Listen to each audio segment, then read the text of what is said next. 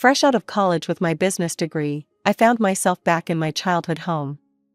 I'm Anna, 22 years old, and honestly, I hadn't planned on moving back in with my parents. But here I was. The job hunt didn't take long, thankfully. Within a week, I landed a position at Davidson Marketing with a pretty decent salary and promising performance bonuses. That evening over Mom's meatloaf, I shared my good news. I figured I'd stay here for about 3 months, save up some money, and then get my own apartment. The clinking of forks against plates stopped abruptly. Mom and Dad exchanged one of their looks, the kind that always meant trouble. Moving out? Mom set down her fork. Anna, you know I can only work part-time at the library because of my back problems. Dad cleared his throat. And things aren't great at the plant. There've been rumors of layoffs. We could really use your help with the bills, Mom added softly. And you wouldn't have to pay rent here. It just makes more sense, doesn't it? I stared at my half-eaten meatloaf, feeling trapped. They had a point, sort of. And they were my parents, after all. I guess I could stay longer. Life fell into a routine after that. I went to work, came home, paid the bills, and Mom made sure dinner was always on the table. It seemed okay, manageable even. Until last weekend, when my sister Sarah showed up with her husband Mike and their kids, Emma and Lucas. The change in my parents was like someone had flipped a switch.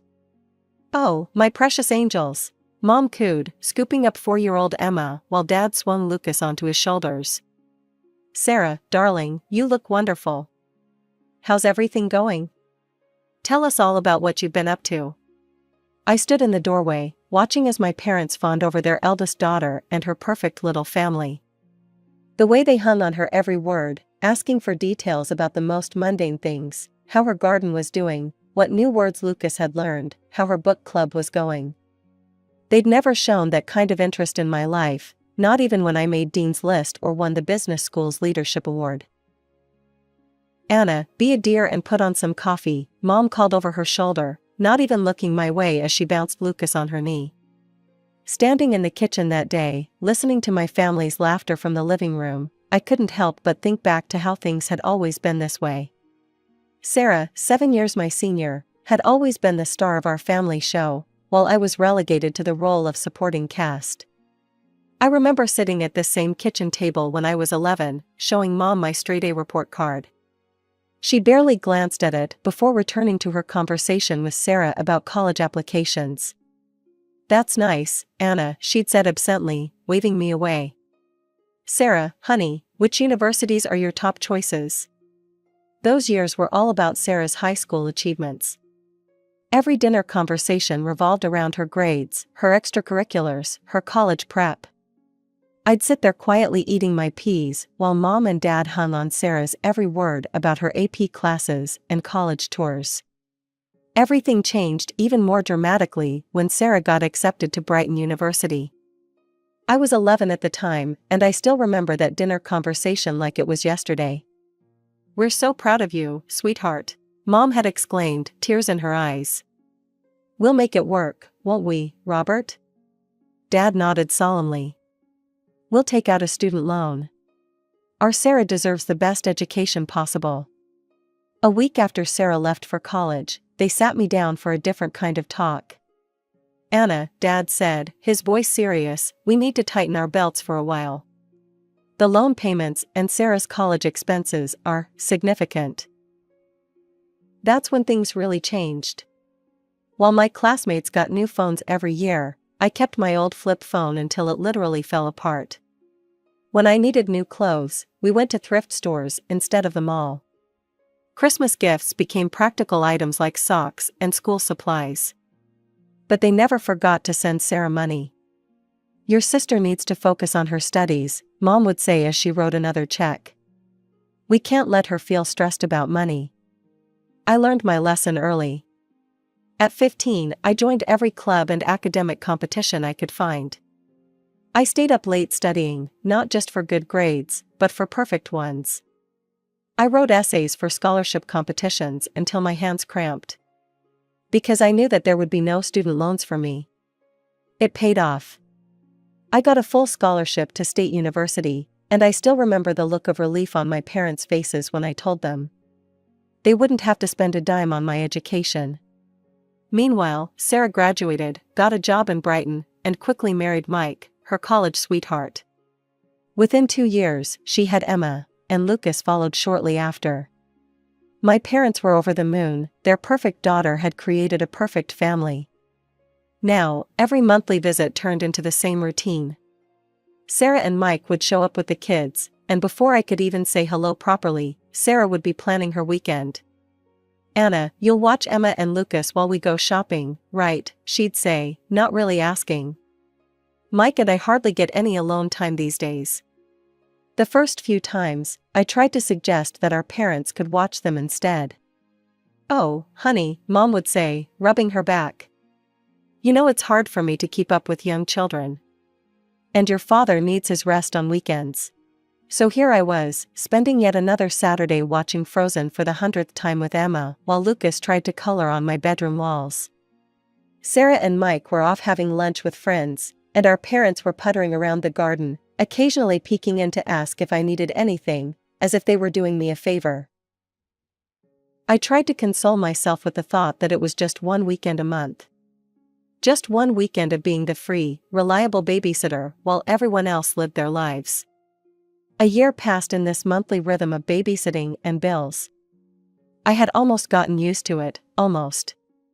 Then came the phone call that would turn my already complicated life completely upside down. I was doing dishes after dinner when I heard Mom's phone ring. From the kitchen, I could hear her surprised, "Sarah? Oh, sweetheart, don't cry. Tell me what happened." Through sobs, Sarah explained that Mike's company had gone bankrupt without warning. They couldn't afford their rent anymore and had no savings. Could we maybe stay with you for a while?" Sarah's voice was so loud through the phone that I could hear it clearly. "Of course you can," Mom exclaimed without a moment's hesitation. "We'll make room." My stomach dropped. I stepped forward, clearing my throat. If they're moving in, maybe this would be a good time for me to get my own apartment?" You'd think I'd suggested burning down the house. Mom looked at me like I'd lost my mind. "Anna, don't be ridiculous. There's plenty of room for everyone." "But we're family," Dad said firmly. "We stick together during hard times." They arrived the following weekend with 3 cars full of belongings. I spent Saturday morning moving my things into what had been our storage room, the smallest bedroom in the house, barely big enough for a twin bed and a dresser. My old room, which was twice the size, became the kids' nursery because the children need space to play. Emma, now 5, and 3-year-old Lucas treated the entire house like their personal playground. They ran up and down the hallways, screaming and laughing, while Sarah watched TV at full volume or had long, loud phone conversations with her friends about how difficult this transition was for her. "Emma, Lucas, keep it down," I'd call out when they burst into my room for the 10th time, scattering my work papers everywhere. "They're just playing, Anna," Sarah would say dismissively, not even looking up from her phone. "Don't be such a grouch." After work, all I wanted was to relax in my room, maybe read a book or watch something on my laptop. Instead, I got to listen to Baby Shark playing on repeat through the thin walls, punctuated by the constant thump of little feet running back and forth and Sarah's loud laughter at whatever show she was watching downstairs. Mike spent his days supposedly job hunting, but mostly I saw him sitting at the kitchen table, scrolling through his phone with a worried expression. "The job market's tough right now," he'd say whenever anyone asked. "But I'm sure something will come up soon." I lay in my tiny bed each night, staring at the ceiling, listening to the chaos that had become my home, and wondered how I'd let myself get trapped in this situation. But every time I thought about bringing up moving out again, I remembered my parents' reaction and kept quiet. The first utility bill after Sarah's family moved in hit me like a punch to the gut. I stood in the kitchen, staring at the numbers that were almost double what I usually paid. The water bill alone had skyrocketed, not to mention electricity and heating. Looking at my bank account, I realized that my dreams of saving for my own place were quickly evaporating. That evening at dinner, I decided to bring it up. So, about the utility bills. I started, pushing my peas around the plate. They've doubled since last month. I can't keep covering all the bills by myself anymore. It's taking almost my entire salary. Sarah's fork clattered against her plate. Are you seriously complaining about money right now? When Mike and I have lost everything? I'm not complaining, I just think we need to figure out a fair way to. I can't believe how selfish you're being. Sarah's voice rose. We're going through the hardest time of our lives, and all you care about is money? Sarah's right, Anna, Mom jumped in. Family helps family. That's what we do. Dad nodded solemnly. Your sister and Mike need our support right now. This isn't the time to be counting pennies. I looked down at my plate, swallowing the words I really wanted to say. Fine, never mind. A week later, Mike finally got a job at an insurance company. It paid less than his previous position, but at least it was something. I thought maybe things would start getting better. I was wrong.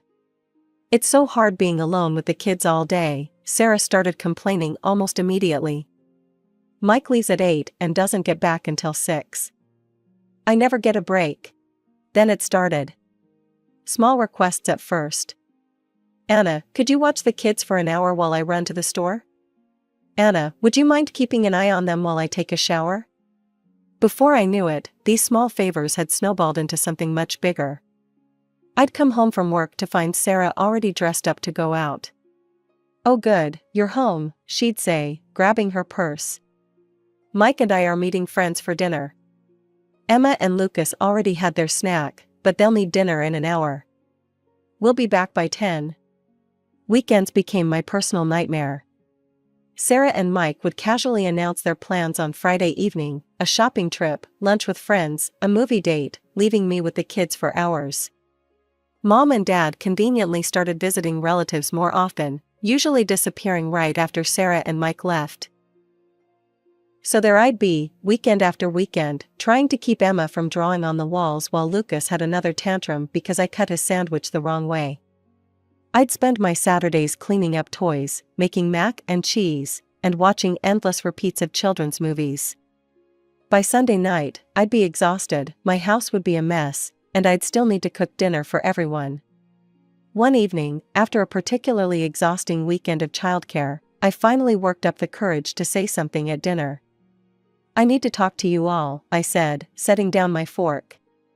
I'm really tired. This situation with the childcare isn't working for me. Sarah's head snapped up, her eyes narrowing. What do you mean, isn't working? Are you saying you don't want to spend time with your own nephews? Mom reached over and patted Sarah's hand. Don't worry, honey. This is actually good practice for Anna. She'll need to know how to handle children when she becomes a mother herself someday. Think of it as training. And just like that, they went back to their usual dinner conversation, Sarah talking about her day, Mom and Dad hanging on her every word, Mike nodding along. I sat there, invisible once again, pushing food around my plate. Nothing changed after that conversation. If anything, it got worse. Sarah and Mike seemed to take my complaint as a challenge, finding even more reasons to go out. They'd be waiting by the door when I got home from work, car keys in hand. We're meeting friends at that new restaurant downtown, they'd say, already halfway out the door. Kids have had their snack. Thanks, Anna. Weekends became something I dreaded. I'd wake up on Saturday mornings with a knot in my stomach, knowing I'd spend the next 2 days watching Paw Patrol and mediating sibling fights while Sarah and Mike lived their best lives. Then came a Wednesday that changed everything. I was at my desk at work, trying to focus on a marketing report despite my exhaustion, when my friend Rachel stopped by my cubicle. Hey, want to do something fun this weekend? She asked, perching on the edge of my desk. A bunch of us are going to the Pine Ridge Ski Resort. Just a quick weekend getaway, leave Saturday morning, come back Sunday night. The slopes are supposed to be perfect right now. For the first time in months, I felt a spark of excitement. Friday evening, I was in my tiny bedroom packing my duffel bag, actually feeling happy about an upcoming weekend for once. I had just folded my warmest sweater when Sarah appeared in my doorway. "What are you doing?" she asked, eyeing my half-packed bag. "Packing for a ski trip," I replied, rolling up my thermal socks. "Going to Pine Ridge with some friends from work." Sarah's face darkened. "You need to cancel." I looked up, startled by her tone. "What? Why would I do that?" "Because," she said, crossing her arms, "Mike and I are going to Aunt Linda's 60th birthday party in Millbrook this weekend. Mom and Dad are coming too. You need to stay here with Emma and Lucas." I couldn't help but laugh, actually laugh out loud, at the sheer audacity of it all. "You're joking, right?" I said, continuing to fold my ski pants. "You can't seriously expect me to cancel my plans because you didn't bother to tell me about yours." Sarah's face turned red. "This isn't funny, Anna. You're being completely unreasonable." "No, what's unreasonable is assuming I'll drop everything at a moment's notice to be your personal babysitter. Again." Sarah's mouth fell open. She stood there for a moment, sputtering, before turning on her heel and storming out of my room. "Mom, Dad, Mike," I could hear her shouting down the hallway. "You won't believe what Anna's doing." I kept packing, my hands shaking slightly with anger. The thundering of footsteps announced the arrival of the cavalry. My tiny room suddenly felt even smaller as Sarah, Mike, and my parents crowded in. Mom's face was already set in that disappointed expression I knew so well. "What's this about you going skiing?" she demanded, hands on her hips. "Exactly what it sounds like," I replied, zipping up my duffel bag. "I'm going to Pine Ridge Resort with my friends for the weekend." "But you can't," Sarah exclaimed. "We have Aunt Linda's party." "No, you have Aunt Linda's party," I corrected her. I stopped what I was doing and turned to face them all. Why am I just hearing about this party now? Why wasn't I included in any of the planning? Mom hesitated, looking uncomfortable for the first time. Sarah jumped in, her voice dripping with condescension. "We all discussed it and decided this would work best for everyone. We go to the party, you watch the kids. It's the most logical arrangement." "You all discussed it?" I repeated slowly. "Without me? And decided what I would be doing with my weekend? How convenient." "Well, you can't exactly bring small children to a sophisticated party," Sarah sniffed. "Aunt Linda specifically said no kids." I shouldered my duffel bag. "Sounds like a you problem." "They're your kids, Sarah. Figure it out." "What's that supposed to mean?" Mike finally spoke up, frowning. "It means exactly what it sounds like. I have plans. I'm going skiing. Your children are your responsibility, not mine. If you can't bring them to the party, either don't go or hire a babysitter." "A babysitter?" Sarah screeched. "With what money?" Again, not my problem. I turned to face them all, suddenly feeling stronger than I had in months, maybe years. "Let me make this perfectly clear, I am going skiing tomorrow. I am done being your free, convenient babysitter. I'm done having my weekends hijacked, my plans ignored, and my life treated like it doesn't matter. If you need childcare, Sarah, that's your responsibility as a parent. Stop assuming I'll always be there to pick up your slack." The silence that followed was deafening. They all stared at me as if I'd suddenly started speaking in tongues. Sarah's mouth opened and closed like a fish out of water. Mom looked like she'd been slapped. Dad seemed to be trying to disappear into the doorframe. And Mike, well, Mike just stood there with that same confused expression he'd been wearing since his company went bankrupt. The moment of shocked silence didn't last long. Sarah's face crumpled, and she burst into theatrical sobs, covering her face with her hands. Mike muttered something that sounded distinctly like "ungrateful bitch" under his breath. "How dare you?" Mom's voice rose. "After everything we've done for you. You're being completely irresponsible." "Selfish," Dad chimed in, shaking his head. "Absolutely selfish." I stood there, my duffel bag still over my shoulder, watching my family turn into a Greek chorus of accusations. The words washed over me: selfish, ungrateful, inconsiderate, immature, each one meant to cut deep, to put me back in my place. Then Mom delivered what she clearly thought would be the knockout blow: if you walk out that door tomorrow, don't bother coming back to this house. To everyone's surprise, I burst out laughing. Not a nervous giggle, but a full, genuine laugh. They all stared at me as if I'd lost my mind. "You know what's funny?" I said, wiping tears from my eyes. "I'd been dreaming about moving out of this house for months. I just didn't have the courage to do it. But here you are, giving me the perfect excuse. So thank you, Mom." "Get out," Sarah shrieked, her fake sobs forgotten in her rage. "Just get out." Gladly, I pulled out my phone and dialed Rachel's number, putting it on speaker just to make a point. "Hey, Rach? Sorry to call so late, but is that offer to crash at your place still good? Not just for after skiing, but maybe for a few days?" "Of course," Rachel's cheerful voice filled the room. "I have a spare room. Want to come over now?" "That would be perfect. I'll be there in 20 minutes. I spent the next 15 minutes gathering everything I could fit in my car: clothes, important documents, personal items. They watched from various doorways as I made trips up and down the stairs, as if they couldn't quite believe I was really doing it. When I had loaded the last box, I walked into the living room where they had all gathered. "Oh, one more thing," I said, my voice steady. "Since I won't be living here anymore, I won't be paying any of the bills either. You'll need to figure out how to support yourselves." Mom's face went pale. But the utilities, the groceries." "Not my problem anymore," I said, echoing my words from earlier. I turned and walked out the front door, ignoring Mom's suddenly panicked calls behind me. The drive to Rachel's place was a blur of adrenaline and relief. My phone kept lighting up with calls and messages, angry texts from Sarah, guilt-tripping novels from Mom, stern disappointments from Dad. I ignored them all. The next morning, Rachel and I drove to Pine Ridge Resort as planned. For the first time in what felt like forever, I spent a weekend doing exactly what I wanted to do. We skied, we laughed, we had hot chocolate by the fire, and not once did I have to worry about anyone else's children or problems.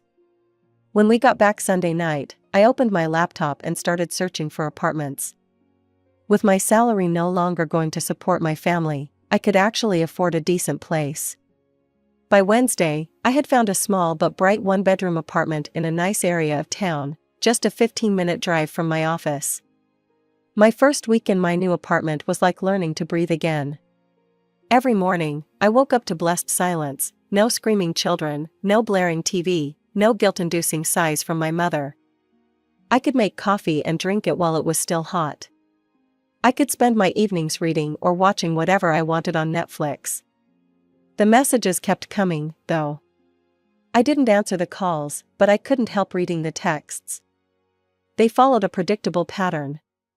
"Mom, how could you abandon your family like this? We need you. Sarah, you're so selfish.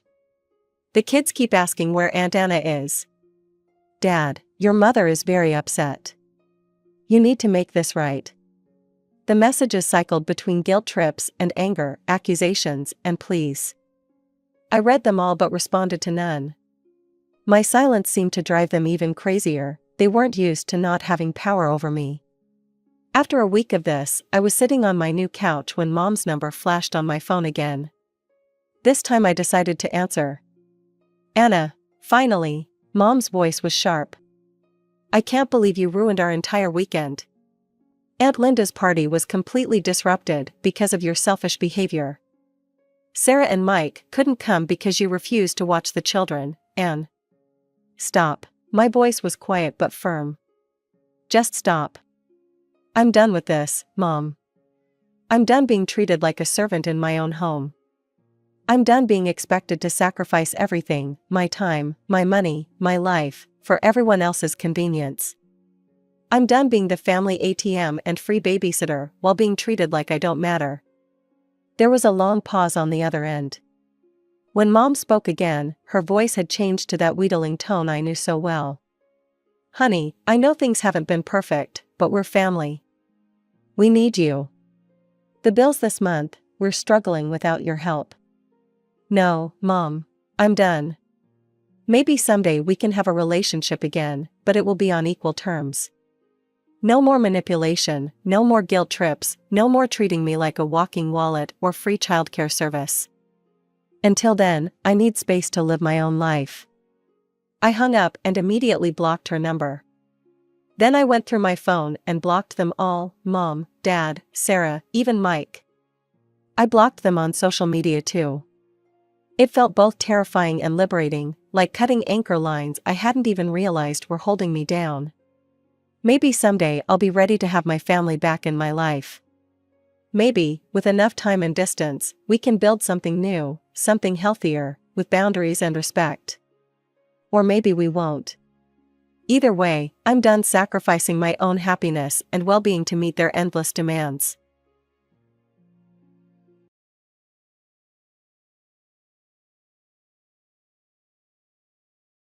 Getting married? Then live with me and take care of me. That's the eldest daughter's job, right? My mother said this completely selfish thing. Up until now, I had always been burdened with household chores and childcare. It seems he plans to continue to burden me with these even after marriage.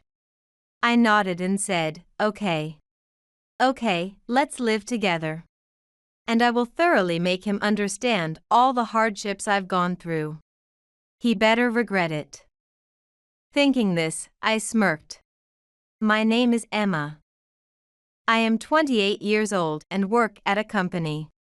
I was just recently proposed to by my boyfriend of 3 years, Billy. I was very happy and felt blessed, but I put off my answer. It's not that there's anything bad about Billy.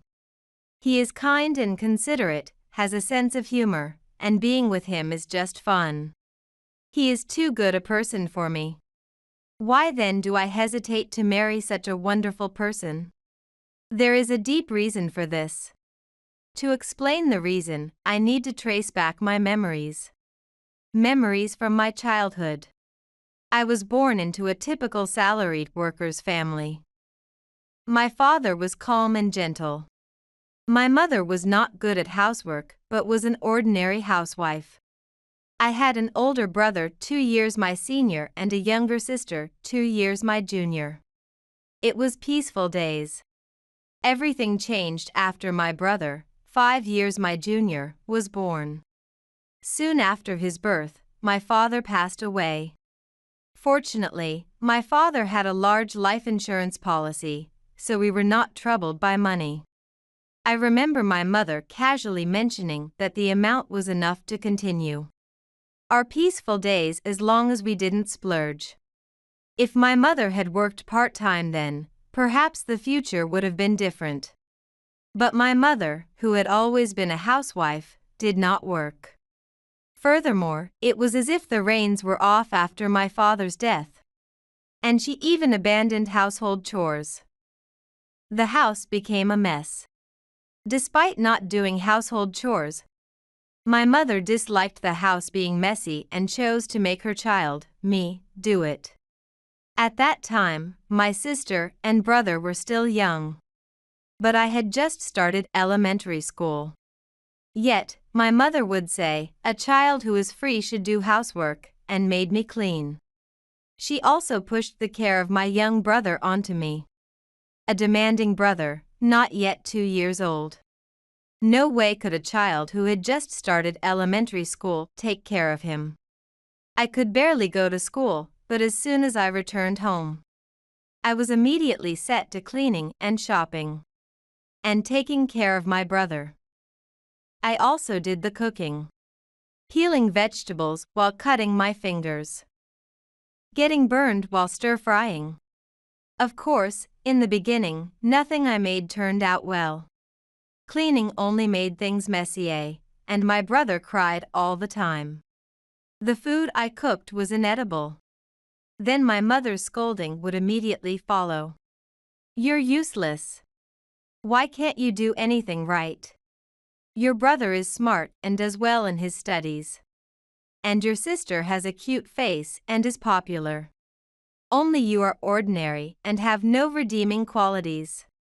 Can't you at least do household chores properly?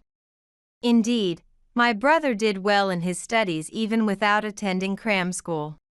My sister had a very cute face, unlike my ordinary one. But why am I, also a daughter of the same mother, the only one burdened with housework and childcare while my siblings are exempted? Why am I the only one strictly scolded for my mistakes, when even my own mother can't do much? Now that I am an adult, I understand how abnormal the situation was at that time. But as a child, I didn't understand. Being called a failure and ugly, I felt down, thinking I was a useless child. Every time I saw my siblings being loved by my mother, I tried harder, hoping to be loved myself. I worked hard at household chores and childcare, but my mother never praised me once. When my brother passed the middle school entrance exams on his own, my mother celebrated by taking him to a fancy restaurant. But the only ones who went were my brother and sister. My brother, not yet in elementary school, and I were left at home. Useless and a nuisance, stay home, my mother told us. And I cried at home eating bread while taking care of my brother. When my sister was scouted as a model, my mother was over the moon, hugging my sister and saying, "That's my daughter." Watching this, I was glared at irrationally. "Are you really my daughter?" she said to me. My mother adored my brother and sister. She denied the existence of me and my brother, denied us and pushed household chores and childcare onto us. If something good happened, it was because of my mother. If something bad happened, it was my fault. I was allowed to attend school, but I was never allowed to participate in school events like field trips. "You're supposed to do the housework, aren't you? You can't just slack off." That's what she said.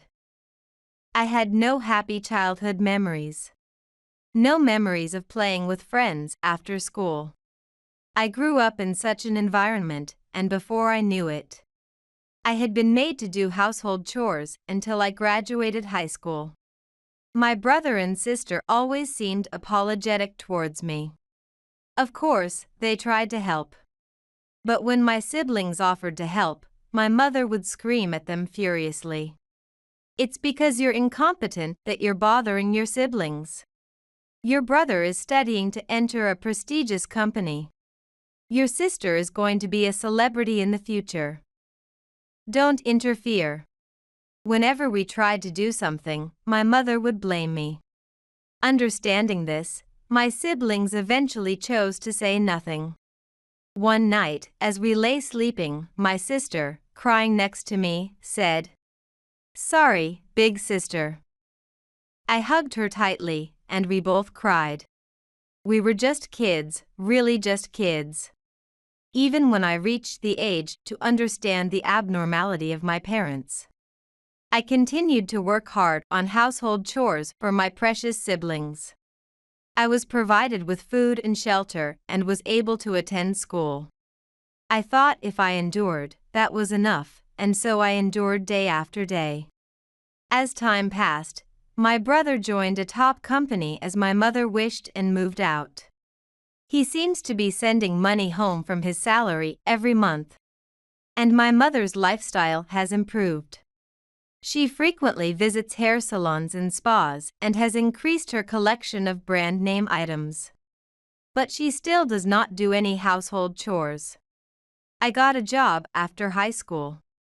Unable to attend cram school due to all the household chores, I didn't have the brains like my brother to go to university and chose a safe path. It would have been nice if I could have lived alone then, but leaving my sister, still in high school, and my brother, in middle school, was not an option. By that time, my skills in household chores had improved significantly. and I rarely made mistakes. My mother scolded me less, but she still lashed out at me whenever something displeased her. I was finally dressing up to go out, but it started raining and I couldn't. It's because Emma had a gloomy face. Such irrational anger directed at me hasn't changed, then or now. But from that time on, something inside me began to whisper. Don't think nothing will change. Don't think I'll always be a submissive child who obeys her parents. No matter what was said, I wasn't hurt anymore, and I glared back at my mother. Sometimes talking back. My mother is getting older and weaker. On the other hand, I am growing and becoming stronger. Does she think she can be the queen forever? When I glare, my mother seems to quiet down somewhat. But she still does not do any household chores. I continued to do them because my sister and brother would be troubled otherwise. Then my sister got a job and moved out. My brother, although not as adored as my brother or sister, had also graduated from university and gotten a job. When my brother was 22, I was already 27. By then, I was already dating Billy. I had briefly explained my family situation to him. After all, I couldn't go out late at night because I had to prepare dinner. You really care about your family, Billy would say, but that wasn't it. Yes, I was working hard for my siblings, but I didn't want to be lumped together with the word family. Still, I hesitated to talk about my mother's true nature. After all, if I told him about such an intense mother, Billy might leave me. Call me a coward if you will. For me, who was not loved by my mother, Billy's presence, who loves me, is irreplaceable.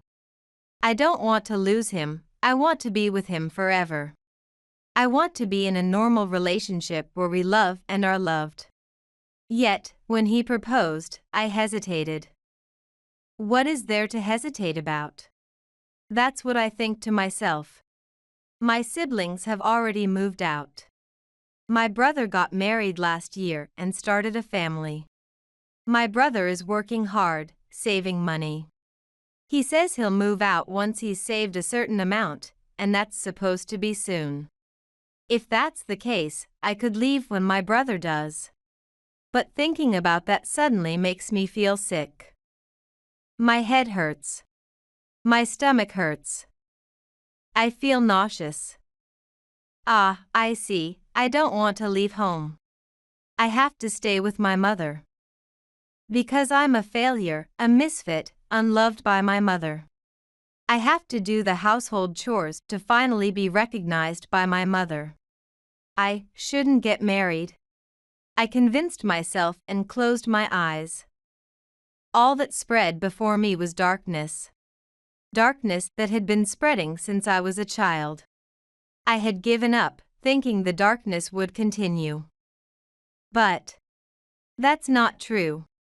Suddenly, light shone through. I opened my eyes. Before me was Billy, with a gentle smile. Billy?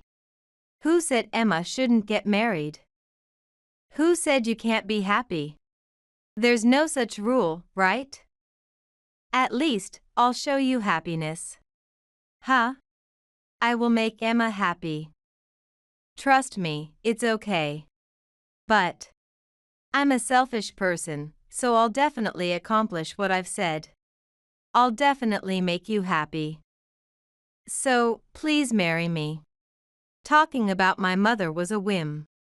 I wanted to tell him how worthless I was and that I wasn't worthy of him. But Billy's response was unexpectedly gentle.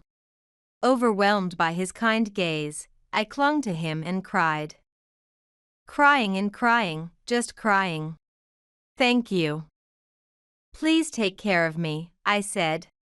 That moment, my vision cleared and it became dazzlingly bright. I wanted to marry Billy. I wanted to end my current life. The time of looking down was over. From now on, I decided to look forward. With that resolution, I found myself standing in front of my mother. What? Without taking her eyes off the TV and reaching for a snack with a drink in her hand, my mother asked, "Hurry up and make some snacks. That's about all you can do." "Mom, I'm getting married." "Huh?" It was then that my mother finally looked at me.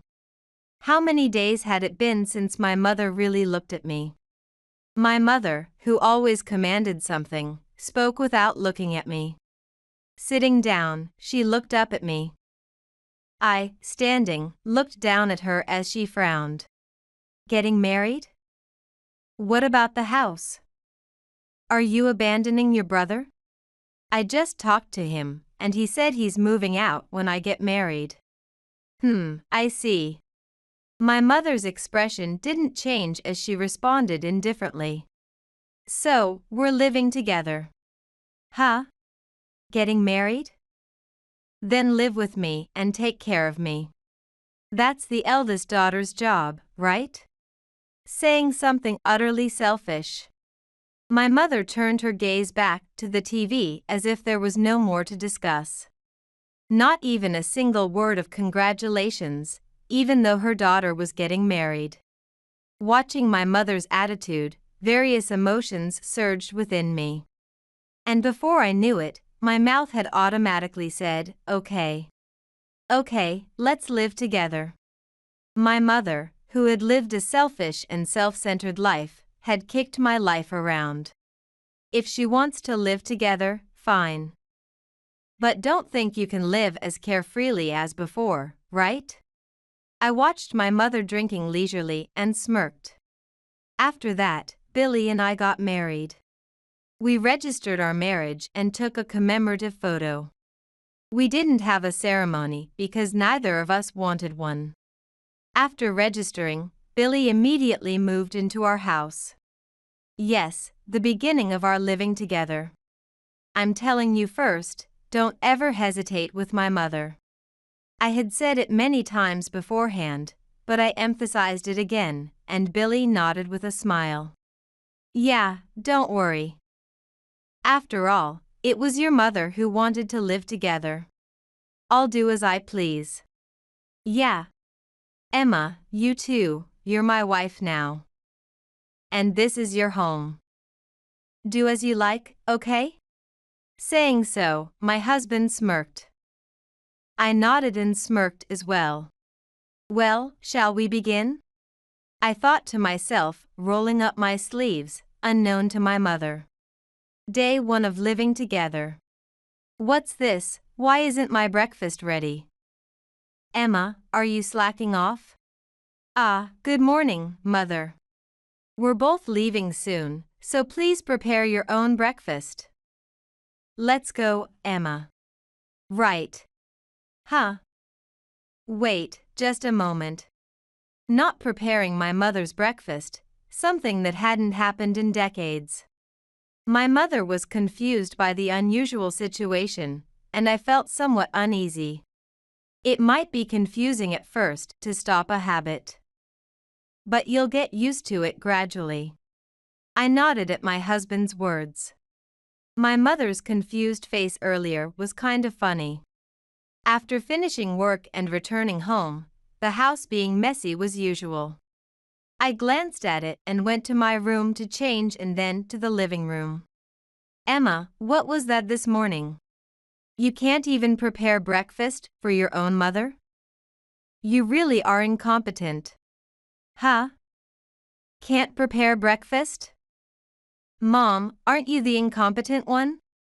"What?" My mother probably didn't expect me to talk back. Leaving my stunned mother alone, I briskly cleaned up the messy kitchen and started preparing dinner. When I finished, I carried the food to my room. "Huh? Wait, where's my dinner?" "There isn't any." "No. Don't get carried away just because you got married. Who do you think allowed you to grow up to be like this?" "Whose?" "Thanks to the inheritance left by Dad, right?" "What? What?" You insolent. I'm home.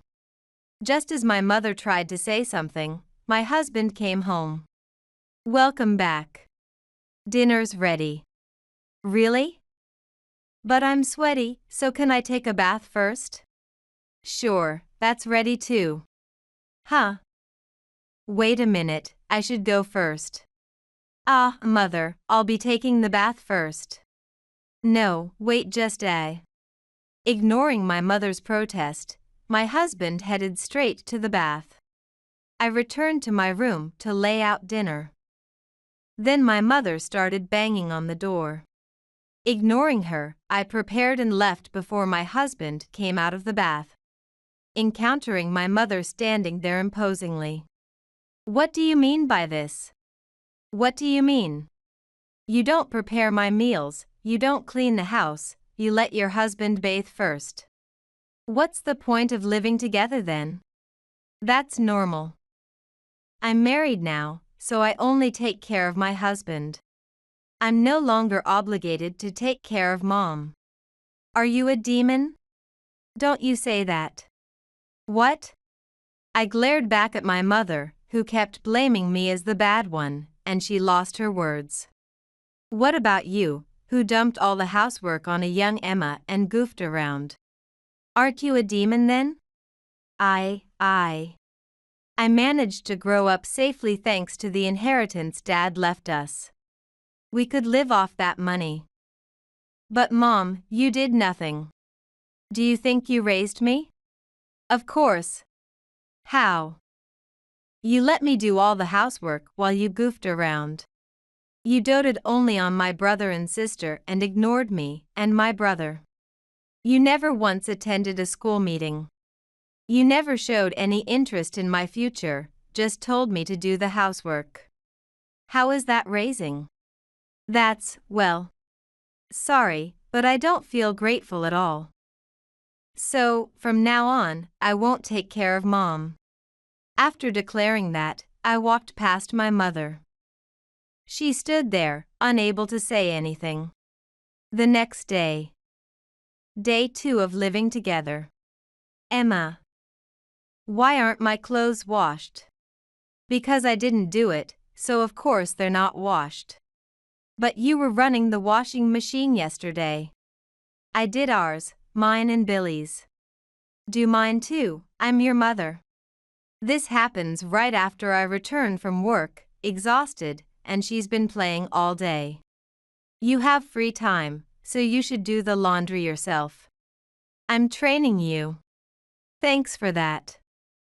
I'm already well trained, so no more is needed from now on. You insolent. Mother, don't you even know how to wash? My husband, who had been listening to our conversation, suddenly spoke up to my flustered mother. Huh? I know how to do that much.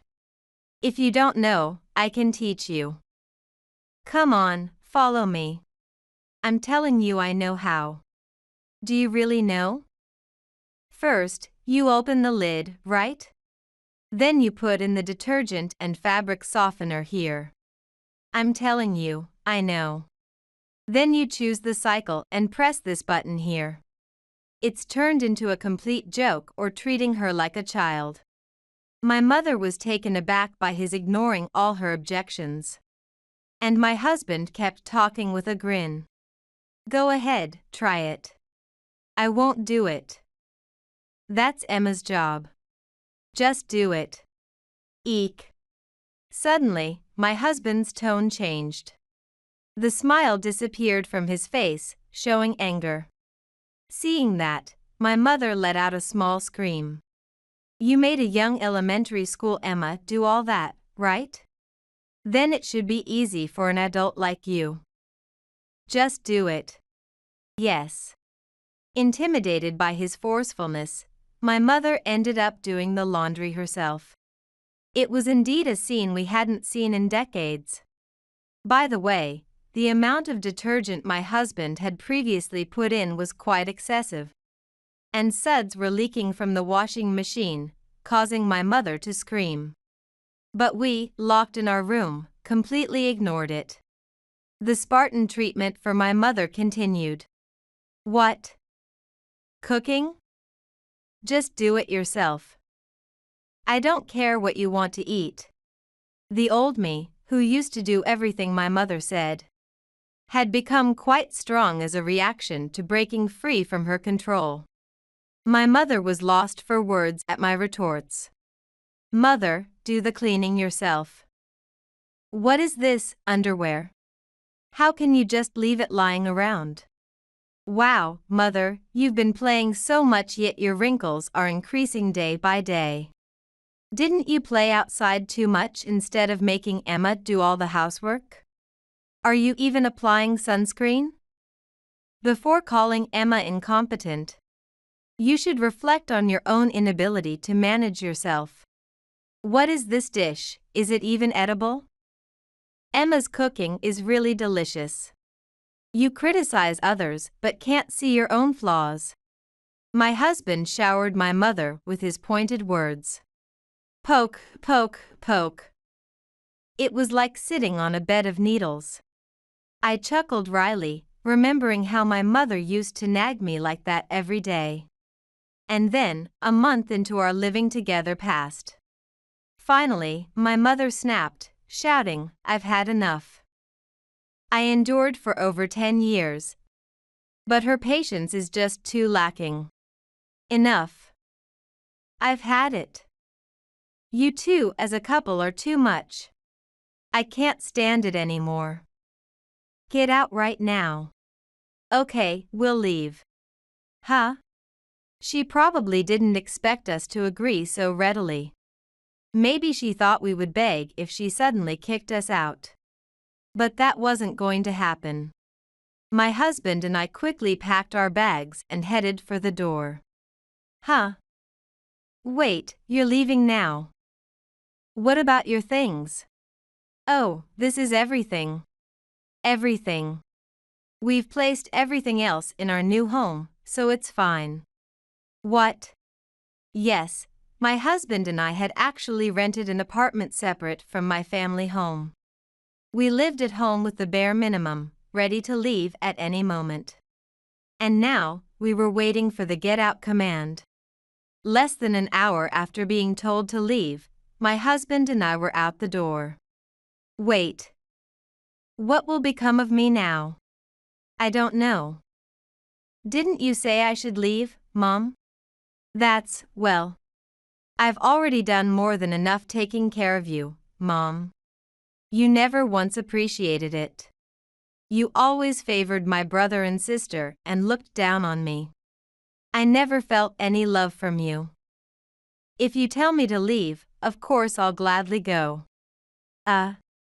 Anyway, I don't plan to do anything from now on. It seems like you always intended to exploit me. But what's the point of me staying with you if I do nothing? My mother couldn't say anything to my words. See, you're at a loss for words now, which means to you. I was nothing more than a housekeeper. I won't let you interfere with my life anymore. But what about the living expenses? We had been paying for utilities and such while living together. If that stops, it means Mom will have to pay on her own. I don't care about that. Why not pay with Dad's inheritance like before?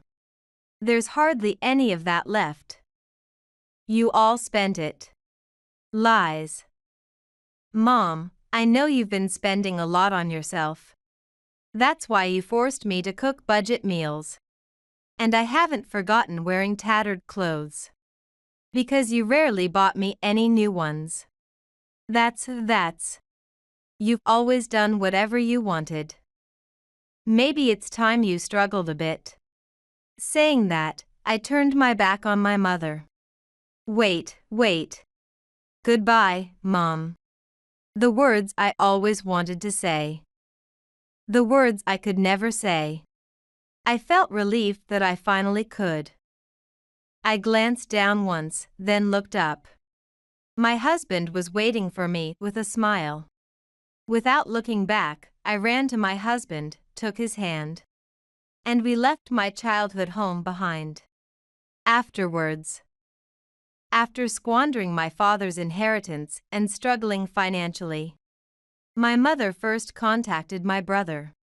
She suggested living together, but he refused, saying, "I can't live with a mother who tries to exploit her children. My current family is what's important to me." Upon learning that the remittances he had been sending were spent on my mother's luxury purchases, my brother declared he would stop them. And apparently, my mother screamed. Then she called my sister, but my sister bluntly cut her off, saying, "Live with mom? No way, absolutely not. Living with a mother who does nothing around the house? Impossible. I'm busy, so I'm hanging up." Later, my sister called me. "Mom has always exploited you and had fun, what now? I'm sorry for always pushing her onto you," she said. Although she was loved by my mother, my sister couldn't forgive her treatment of me. "Let's cut ties with mom, you should too," she suggested, ending the call. My brother apparently also received a call from her, screaming, "Take care of me," but he hung up without a word and blocked her number. Hearing that, I laughed. In the end, our mother's twisted love was not understood by any of her children, and she was abandoned. My siblings said they were sorry they couldn't do anything, but we were just kids. It's understandable that we didn't have the capacity. Later, my mother had to sell the family home. Apparently, she ran out of money and couldn't sustain her lifestyle. But it was an old house and didn't sell for much. Now she's crying about having to start working part-time, late in life. She's been crying to each of us kids in turn, but none of us are paying attention. After all the freedom she took, it's time for her to experience some hardship. Having learned from my mother's example, I vowed not to let my children suffer. I will give them plenty of love without discrimination. As I stroke my belly, carrying a new life that will soon be born, I think about this.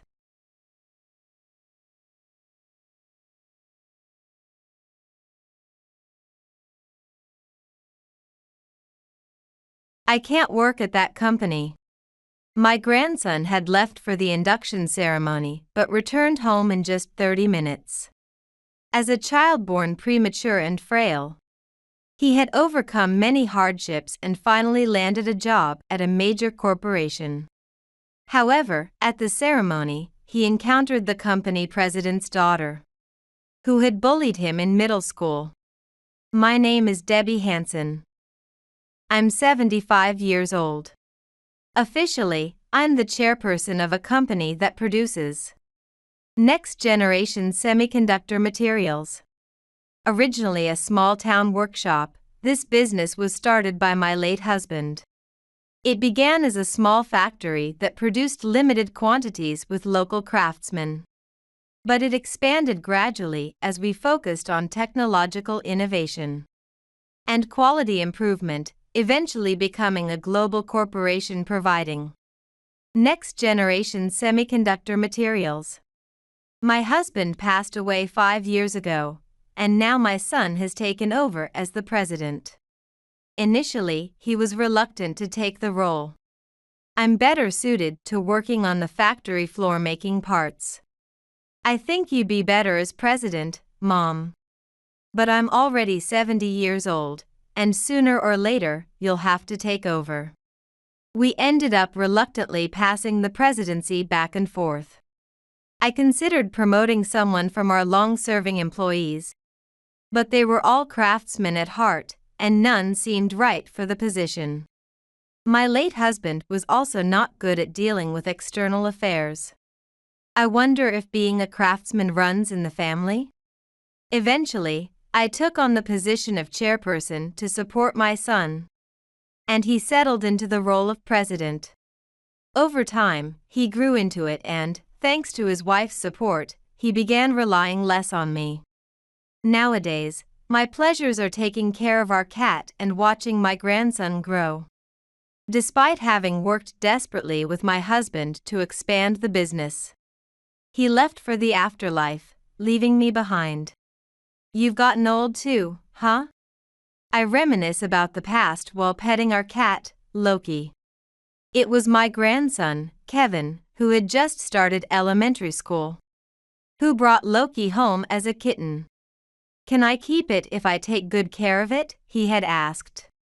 His parents were hesitant, but my husband and I, being soft on our grandson, agreed. Kevin really took good care of the kitten, and Loki became very attached to him. Kevin was born premature, and it was uncertain if he would grow well due to his small size.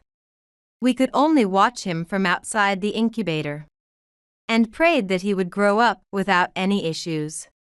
When he was finally discharged from the hospital, we were overjoyed. Although he was not very robust, often falling ill.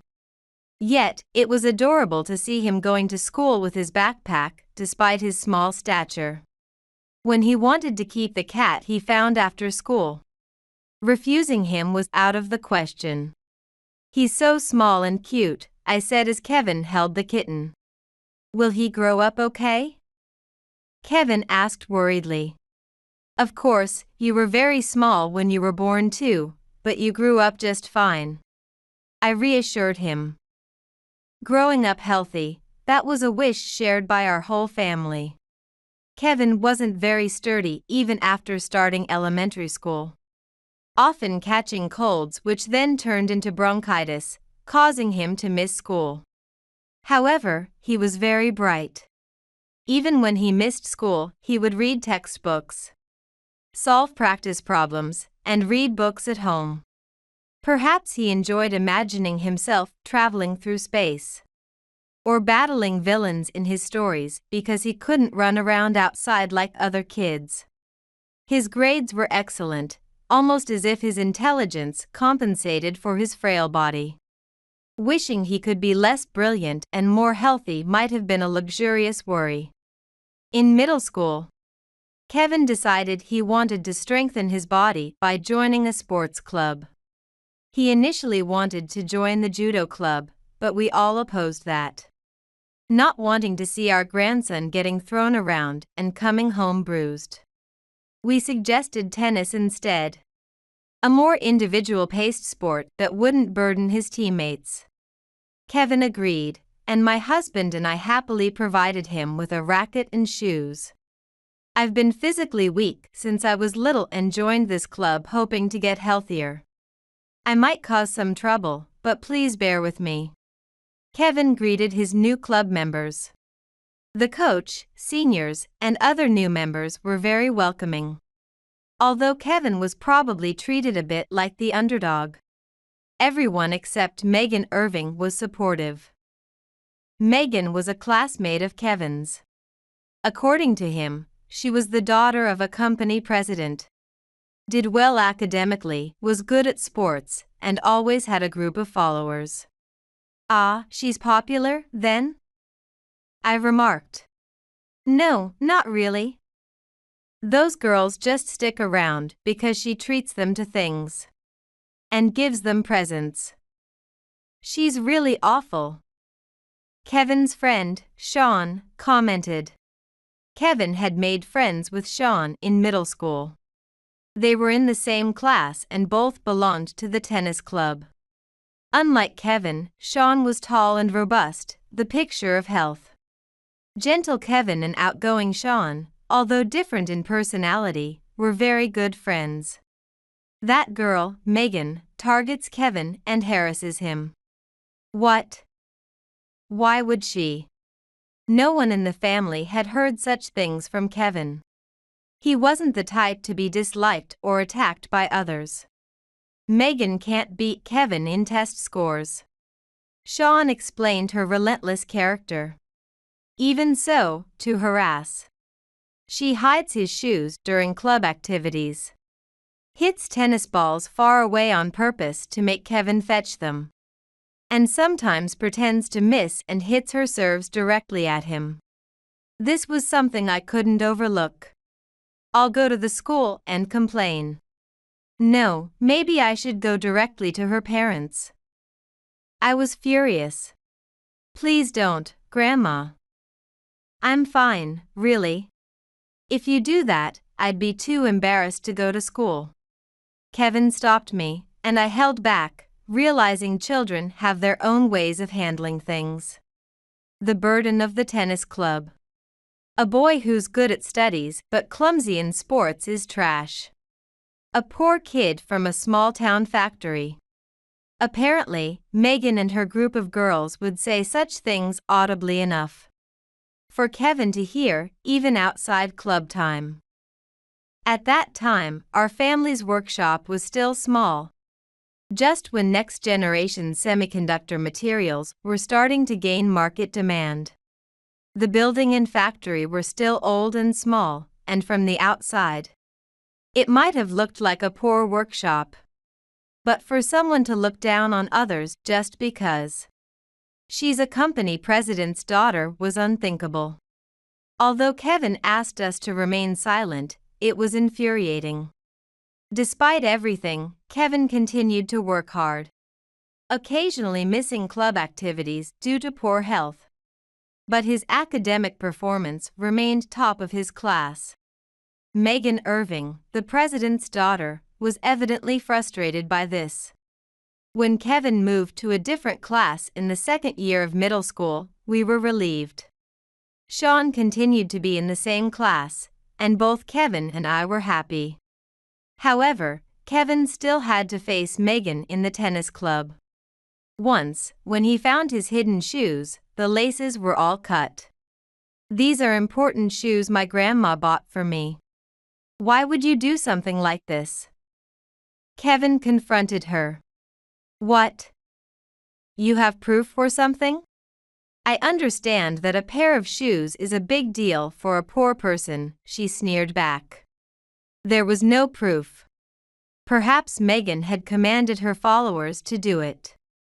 It's harder to deal with such an evil-natured person than the harassment itself, Kevin admitted for the first time, sounding defeated.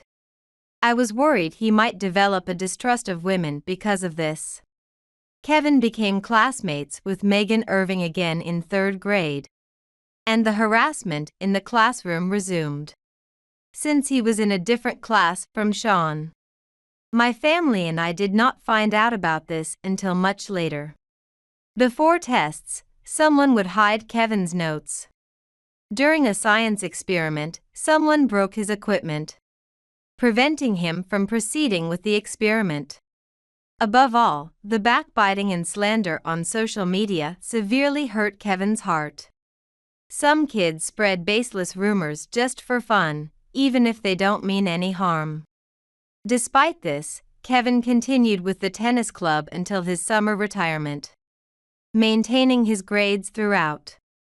However, the stress eventually took its toll, already not the most robust.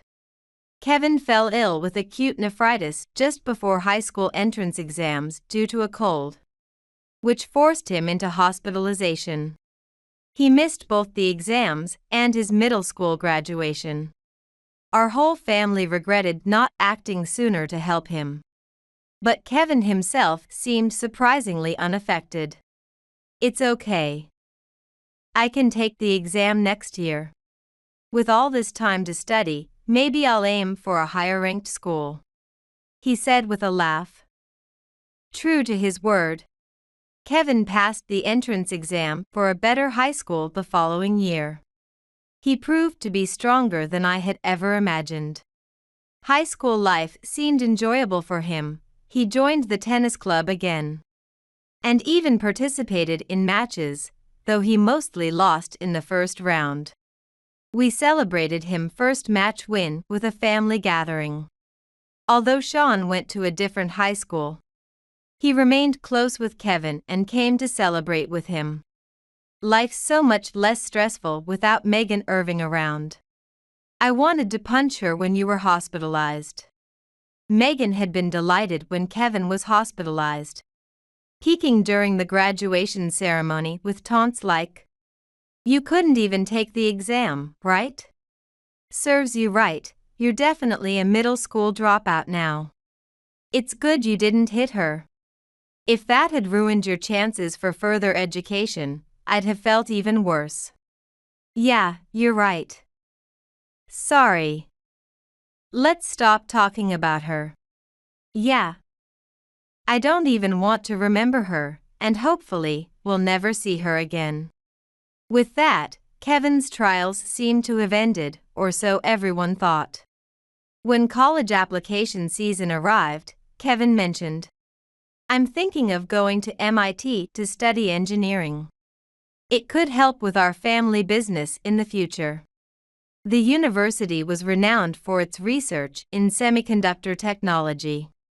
That's great to hear, but remember, you're free to choose whatever path you like.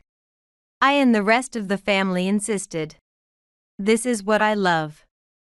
I want to study semiconductor technology to help expand our factory.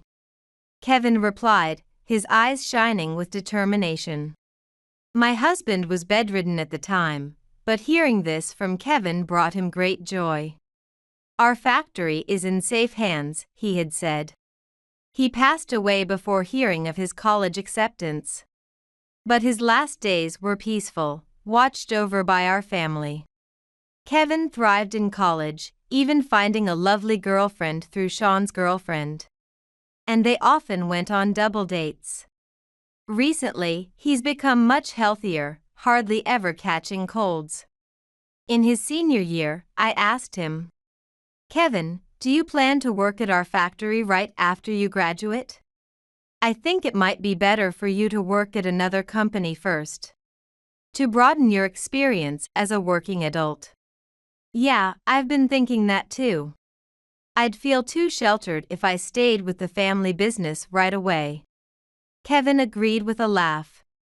Kevin, always at the top of his class, would likely be welcomed at any company. Then, on a spring morning, he left for the induction ceremony at a well-known electronic components manufacturer in our local area. However, Kevin returned home just 30 minutes after he had left, looking shocked and angry. "Kevin? What happened? What about the induction ceremony?" Surprised by his upset demeanor, I asked. And he silently pulled out a name tag that read something unbelievable. "Middle school dropout incompetent." What's this? A name tag? Given to me by Ms. Megan Irving. What? It turns out she's the daughter of the president of the company I joined. According to Kevin, Megan was now working in the HR department of that company, responsible for managing and training new employees. And it was her duty to distribute name tags. I was shocked to see your name on the list of new employees. "I work in HR here," Megan had said with a smirk, handing over the name tag in an envelope. "Nice to see you again." Hearing that, he said it brought back all the unpleasant memories from middle school in an instant. Everything just went dark. When I looked inside the envelope and saw this name tag, I just couldn't bring myself to attend the ceremony. Kevin spoke with evident distress. Was Megan still holding a grudge because Kevin had outperformed her academically? After all the harassment in middle school, which had led to Kevin's illness and delayed his education, the label middle school dropout incompetent was clearly just another act of spite. A look at the employee list would show that Kevin was neither a middle school dropout nor incompetent. Perhaps that was what fueled Megan's jealousy even more. I said I should work at another company for a while. I never imagined such a terrible coincidence. It's not your fault, Grandma. But I can't work at that company. Of course, I thought. Who knows what kind of harassment he would face there? I decided to act immediately, determined not to fail to protect Kevin again. I grabbed my smartphone and called the president of the company Kevin was supposed to join. "Hello, Mr. President? Ah, Mrs. Hanson. Thank you for your help. What can I do for you today? My grandson attended your company's induction ceremony earlier. Yes, he joined your company, thank you. Well, about that, he received a name tag from your HR department. That reads middle school dropout incompetent. What? Is this how your company welcomes new employees? If that's the corporate culture at your company, I may need to reconsider our relationship. What? Wait a minute, please. The $35 million contract we discussed the other day, I'm returning it to the drawing board. I stated firmly. The contract involved supplying next-generation semiconductor materials from our company for use in their new products, expected to significantly enhance their competitive edge in the market due to our cutting-edge technology. Surely there must be some mistake. We have no such employees who would do such a thing. Are you suggesting my grandson is lying?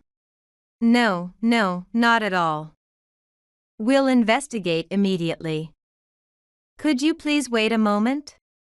The name tag was handed out by Ms. Megan Irving from HR, you know? President Irving. What? Before talking about training employees, perhaps you should have corrected your daughter's education first. I could hear the president trying desperately to say something on the other end of the phone. But I unilaterally hung up. Surprise spread across Kevin's eyes. Grandma, you didn't have to do that. I think Kevin was worried that my actions might have jeopardized a $35 million contract. It's okay. There are plenty of other companies that want to do business with us. I will do anything to protect your effort and pride. I made the decision on my own, but I believe Kevin's parents would feel the same way. A few hours later, I received a call from my son at the factory. It seems that President Irving and his daughter Megan Irving had come to visit. I was at home, just behind the factory, so I asked them to come around to the house. I hadn't told my son and his wife about the incident yet. Kevin had gone up to his room, likely not wanting to see Megan's face. I decided to confront President Irving alone. I am truly sorry for what my daughter has done. The president apologized deeply, but his daughter stood by with a sullen attitude, thinking about how this girl had tormented my dear grandson made my anger resurface. Aren't you going to apologize? Prompted by her father. She said with no sincerity, I'm very sorry. May I ask why you did such a thing? It was nothing. I just saw the name of a middle school classmate on the new employee list and wanted to play a little prank. I was astounded she could say such a thing. However, President Irving seemed to believe her. Well, it was a prank, not commendable, but she is reflecting on it, so please, let's proceed with the contract as planned. It was clear she wasn't really reflecting. The president then said, I understand you love your grandson, but business is a different matter. Besides, I heard that you had retired from the field. It seemed he thought I was making unreasonable demands out of affection for my grandson. Understood. May I have a little time to think? I managed to say calmly, though I was thinking of pursuing this thoroughly. Thank you very much. President Irving pleaded and left with his daughter, leaving behind some sweets. Can you believe it? Megan Irving? That night, Sean, who had come to celebrate Kevin's new job, exclaimed in shock. I thought we'd never see her again, but look at this. She hasn't changed at all, still acting like less than a middle schooler. Seeing the name tag handed to Kevin at the induction ceremony, Sean couldn't hide his anger. That president doesn't know what his daughter did back in middle school. Now that it's come to this, I'm determined to take decisive action. I said, and Sean, as I hoped, replied, I'll help too. We need to catch her. No, both of you, it's okay. Don't go overboard because of me. Kevin tried to stop us, but Sean and I said, Kevin, being nice is one of your best traits, but being nice alone won't get you through life. Exactly. If we let this go, who knows who else she might harm? No, she's definitely caused trouble at her company as well. Convinced by us, Kevin seemed to make up his mind. Okay. I have a private web diary from middle school that might serve as evidence. The diary Kevin showed us was a detailed record of those times. It contained even worse incidents than those Sean had told us about. And reading it brought tears to my eyes. I can't forgive her. Sean was shaking with anger. Evidence of Megan Irving's middle school bullying of Kevin quickly accumulated. Testimonies from tennis club members and classmates were gathered by Sean. Even the girls who had been Megan's followers, who secretly disliked her, were now willing to speak openly about the past. Sean diligently recorded their statements on video, along with Kevin's hospital records from the time and the recent name tag incident. As well as Kevin's diary, we had ample evidence. I made an appointment with President Irving and visited the company. Have you reconsidered? Greeted with a smile by the president, I showed him the evidence I had brought. As his face turned pale, I said, These are the actions your daughter took against my grandson during middle school.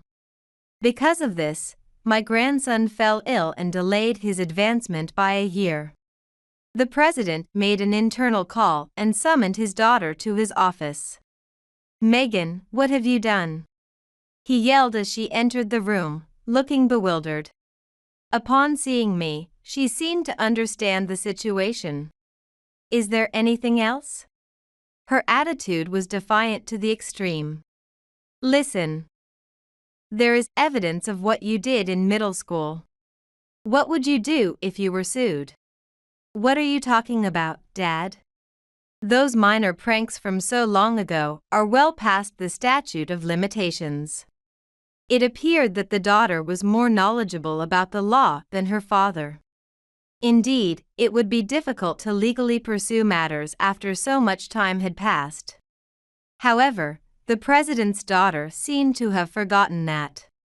I was not just some old lady who came here out of affection for her grandson.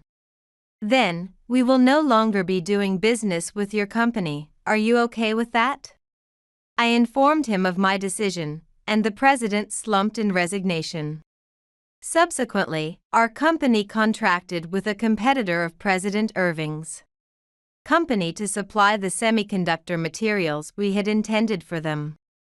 After losing access to our materials, Irving's company turned to foreign materials and faced numerous defects in their products, severely damaging their reputation and causing their stock prices to plummet. Conversely, the company we began supplying received high praise for their new products, marking a stark contrast in fortunes. After this incident, President Irving fired his daughter but, out of parental affection, helped her secure a position at a subcontractor. To make matters worse, an article titled, "Astonishing Daughter of a Major Company's President" was published online. Sean, who now worked at a publishing company, wrote the article using the information gathered during the evidence collection. He obtained permissions from the tennis club members and classmates, and even posted edited videos of their testimonials. While the company and real names were omitted, internet users quickly identified them. The numerous accounts of bullying resonated with others who had suffered similar experiences. The 35 million incident became a topic of discussion among industry insiders, further tarnishing President Irving's company's reputation. Sean continued his investigation, obtaining additional disclosures from people connected to the company where Megan had worked. As I had suspected, she had been a bully at the company as well, exploiting her position in HR and her status as the president's daughter to mistreat colleagues and superiors. This article went viral, and even Megan's photo ended up online.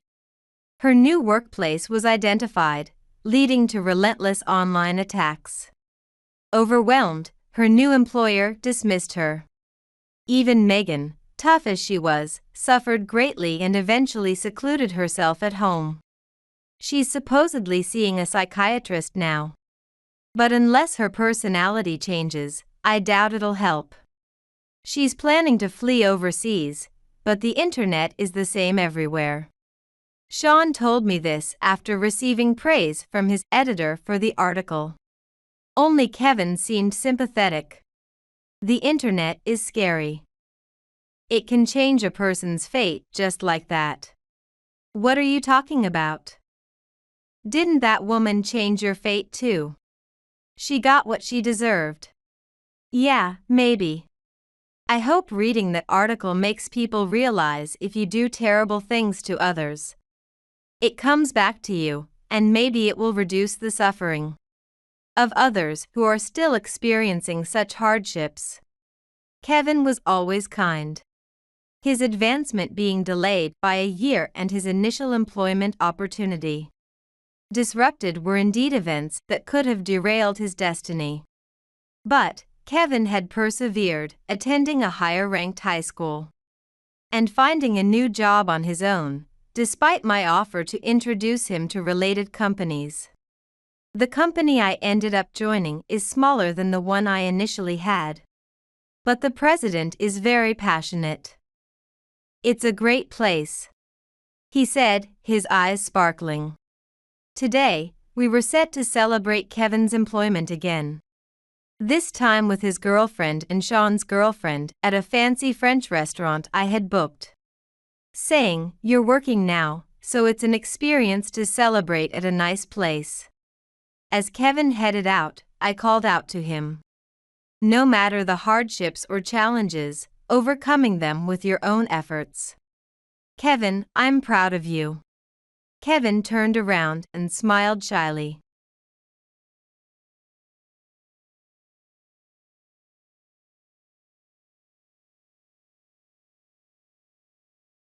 I'm remarrying with my new bride.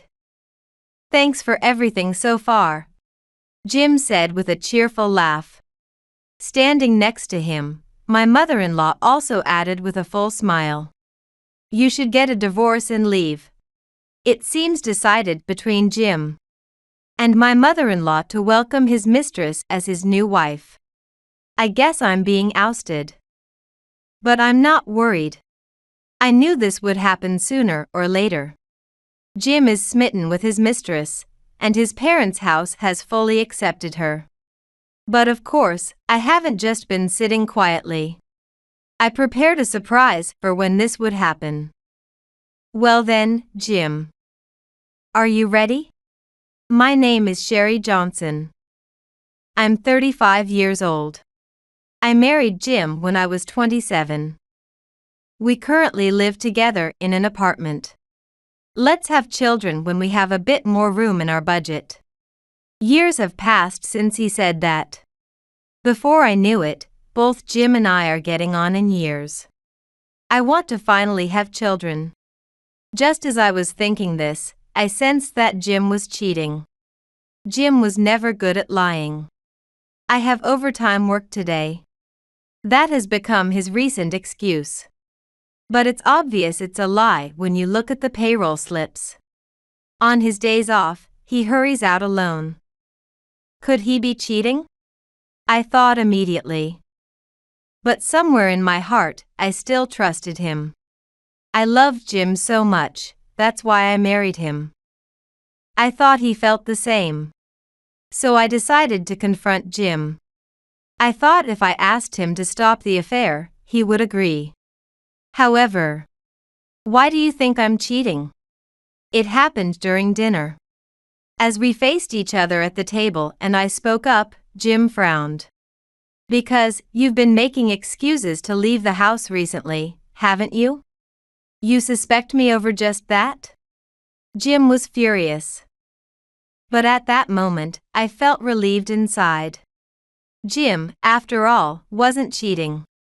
That's what I thought because I doubted him. I was naive. It's just like you. What? I hate how suspicious you are, Sherry. That's why I started looking at her. Her who? My voice trembled. My heart raced. Could he really be cheating? I leaned over the table. Who is her? A junior at work. She's honest and kind, nothing like you. Jim said, and then his eyes narrowed happily. If I could be with her, every day would be fun. Young girls won't bother with you. I said to myself. Jim is already in his 40s. His income isn't great either. I was a model when I was young. Jim retorted without backing down. True. Jim did work as a model for a short period when he was young. I remember because he boasted about it many times. Indeed, Jim is still tall and hasn't let himself go. His features are well maintained. He could pass for late 20s to early 30s. But at the company, his real age is known. And while I was thinking the impossible, Jim continued. How can I stay with a wife who doubts me like this? Divorce, it's a divorce. He shouted and then pushed a piece of paper at me. It was a divorce application. You're joking, right? I'm serious. Bye, Sherry. With that, Jim went out to the hallway and left the house. Maybe he'd stay at a friend's, or perhaps. Holding the divorce papers, I bowed my head. The next morning, Jim came back early. Perhaps because of yesterday's events, he moved quietly. He seemed to have come to grab his bag and change of clothes for work. Jim. What? When I called out, Jim recoiled as if frightened. To him, I handed a lunchbox. This is. I made a lunchbox. I realized I hadn't made one recently. Please eat it if you like. All right, then. Though there were no words of thanks, Jim seemed pleased. I was satisfied. Good. There's still a chance to make things right. The divorce papers from yesterday couldn't have been serious. That's what I thought. And then, I was dropped to the depths of shock and disappointment. Why? The lunchbox I made was thrown away completely intact in the trash. I had lunch with a colleague. Saying that, Jim sat down on a chair. So, isn't dinner ready yet? How can you say that after you threw away the lunchbox? I couldn't stay calm anymore. You could have eaten it later, at least don't just throw it away. But, you know. Jim said with a wry smile. Your lunchbox is just tacky. Tacky. That's right. It's so tacky I can't even bring it out in front of others. And when I was troubled about it, Hannah. Who's Hannah? I screamed, already understanding that she was Jim's affair partner. She's a junior at work. She makes lunch for me every day. Unlike yours, hers are stylish. So you threw away my lunchbox. Seeing Hannah's lunchbox, I couldn't bear to look at yours. Jim was laughing flippantly, a mocking expression on his face. I was certain. It's unheard of for a mere work junior to make lunch every day. There was no doubt left. It seemed that this incident had emboldened Jim. He began to mention Hannah's name openly at home. I'll be going back to my parents' house this weekend, Jim said abruptly. I tilted my head. Do we have plans this week? Just because. Jim ended the conversation, clearly not interested in my opinion. And on the weekend, when I went to his parents' house, an unfamiliar person was there. "This is Hannah. Nice to meet you." The woman called Hannah greeted. She was a charming woman, just as Jim always praised, and definitely Jim's type. "Why is she here?" I asked Jim a perfectly valid question. To this, Jim responded with a laugh. "I introduced her to my parents. She's my new bride." "What?" I was dumbfounded. "A new bride? While I'm still here?" "Like I said before." Jim continued speaking with a face that said he was in no way at fault. "Sherry is too suspicious, and her taste is so old-fashioned. It's like she's not right for me." "What is that supposed to mean?" I was at a loss for words. What kind of nerve does this man have to say such things? Hannah began to speak, looking apologetic, but then dropped a bombshell. "I'm pregnant. I'm finally going to be a father." Jim hugged Hannah happily and laughed. Unconsciously, I stroked my own stomach. "I can have children too, you know?" "Yeah. But if we're going to have kids, might as well be good-looking ones, right? That's why you're not in the running." I had always lived believing Jim's words. Jim had never planned to have children with me. "A child with Hannah is bound to be cute," Jim said proudly. Hannah looked troubled as she glanced my way. The mother-in-law who had been watching gave me a sharp look. "You don't have any complaints, do you?" "No." I could only nod. Jim said in a cold voice as I drooped. I wondered how he could have such a cold voice when he was laughing. "I'm remarrying with my new bride. Thanks for everything so far. You should get a divorce and leave." My mother-in-law stood beside him with a full smile. The two of them planned to kick me out and welcome Hannah as the new wife. And I was to be discarded. I sighed. Honestly, when they said we were going to his parents' house, I had a hunch. I suspected this might happen. To say more, I had realized it when Jim started talking about Hannah at home. It wasn't going to be long before our relationship ended. That premonition has now become reality. It can't be helped. I had steeled myself because I had prepared a surprise for this day. Taking a deep breath, I said, I'm already divorced, and that woman." "What?" The room froze. Jim retorted with a strained face. "Huh, poor loser. Divorced? You and me?" "Yes." "Didn't you hand me the divorce papers before?" Surprisingly, my voice was calm. "That's right. Now, I am composed. I won't be fooled by Jim's words or smiles anymore. That divorce application had your signature. So, I also signed my name. In reality, I had submitted it after it was decided we were going to his parents' house. I had resolved that Jim and I were over. Still, I hadn't expected him to bring Hannah to his parents' house. "So, you and I are already divorced." Huh? That's convenient then. Right? That's what I thought too, so I took the initiative. As I said this, Jim became cheerful. "Good preparation. Thanks, Sherry, for divorcing me. Now I can be with Hannah without worries." "You're welcome." Jim thanking me isn't a first. I felt empty. Until recently, I loved a man like this. I really had no eye for people. But Jim was no better in that regard. "I can't remarry you." "What? Why?" "Because she's already married." "What?" At my words, Jim looked at Hannah in dismay and asked her in a desperate tone, Hannah, tell me you're lying, right? You and I have no intention of being with you, Hannah clearly stated. The shock hit Jim and his mother hard. It's understandable since their eagerly anticipated plans fell apart. Why not?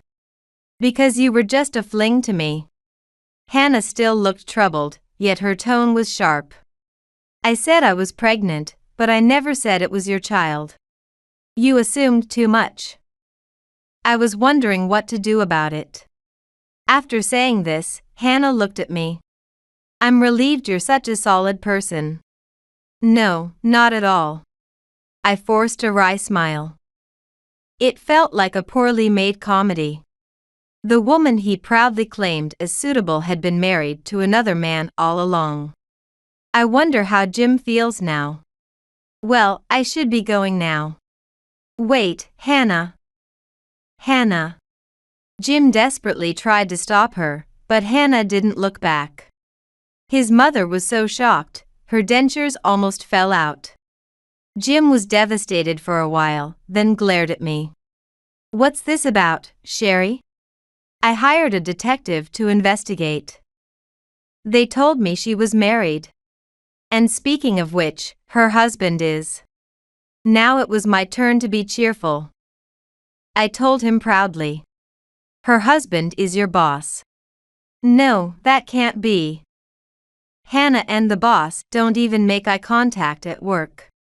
Jim's voice was desperate, and it saddened me. He never tried this hard for me. They keep it professional at work. I easily dismissed Jim's argument. Jim held his head in his hands. Hannah is the boss's. What will happen to me if this gets out? Don't worry, I said with a broad smile. The sadder my heart got, the more my face smiled. I've already told everything to the boss. What are you doing? Jim looked like he was about to cry. The embarrassment with Hannah was just the beginning. The real show was about to start. My son is the victim here. My mother-in-law spoke in a pained voice. Deceived by that woman, and betrayed by you too. Now my son might lose his job. If that's the case, I was the one deceived by your son. I smiled with all my might, though my lips trembled slightly. I truly loved Jim. I was happy to be married to him. Jim, Hannah, and I had destroyed that happiness. Then. But it's over now. Jim chose another woman. I respect his decision. Ah. As I smiled, his mother eventually collapsed onto the floor. At that moment, Jim's smartphone rang. He checked the caller and turned pale. My boss. Oh, perfect timing. I urged him to answer the phone. Better answer quickly, or things will get worse. Whose fault do you think this is? Well, I said matter-of-factly. It's your own fault. Not realizing you were being played. After all, Hannah and the boss share the same last name. Ah. Jim's face turned even paler. He looked at me several times as if seeking help, but I did nothing. Timidly, Jim answered the call. Boss. You. What are you doing with my wife? Even standing at a distance, the boss's loud voice was audible. My wife is pregnant. And you, knowing that. Hannah approached me first. Jim was defensive, but it was a misstep. Is that so? Ah. Boss, I'm sorry for speaking ill of your wife. It's not like that between us. That's enough. Don't ever come to the office again. I don't want to see your face. Boss. Jim desperately continued to apologize, but it was in vain. And the call was disconnected. Like his mother, Jim collapsed on the spot. It's a lie. It can't be true. I wish I could say you're lying. I accidentally spoke my true feelings. I tried not to get emotional, but I couldn't help it. When I was sure you were cheating. How do you think I felt? What do I care about that? Jim spat out. It's your fault for not being charming enough to keep me from cheating. You're so suspicious, and yet you neglect yourself as a woman. It's because you never help around the house. I yelled. I did all the housework alone. I had no time to dress up. I'd rather spend money on living expenses than on cosmetics. That's how I supported our home. Do you understand? It's your fault for not being able to manage your time. Jim still refused to admit any fault. Don't blame everything on me.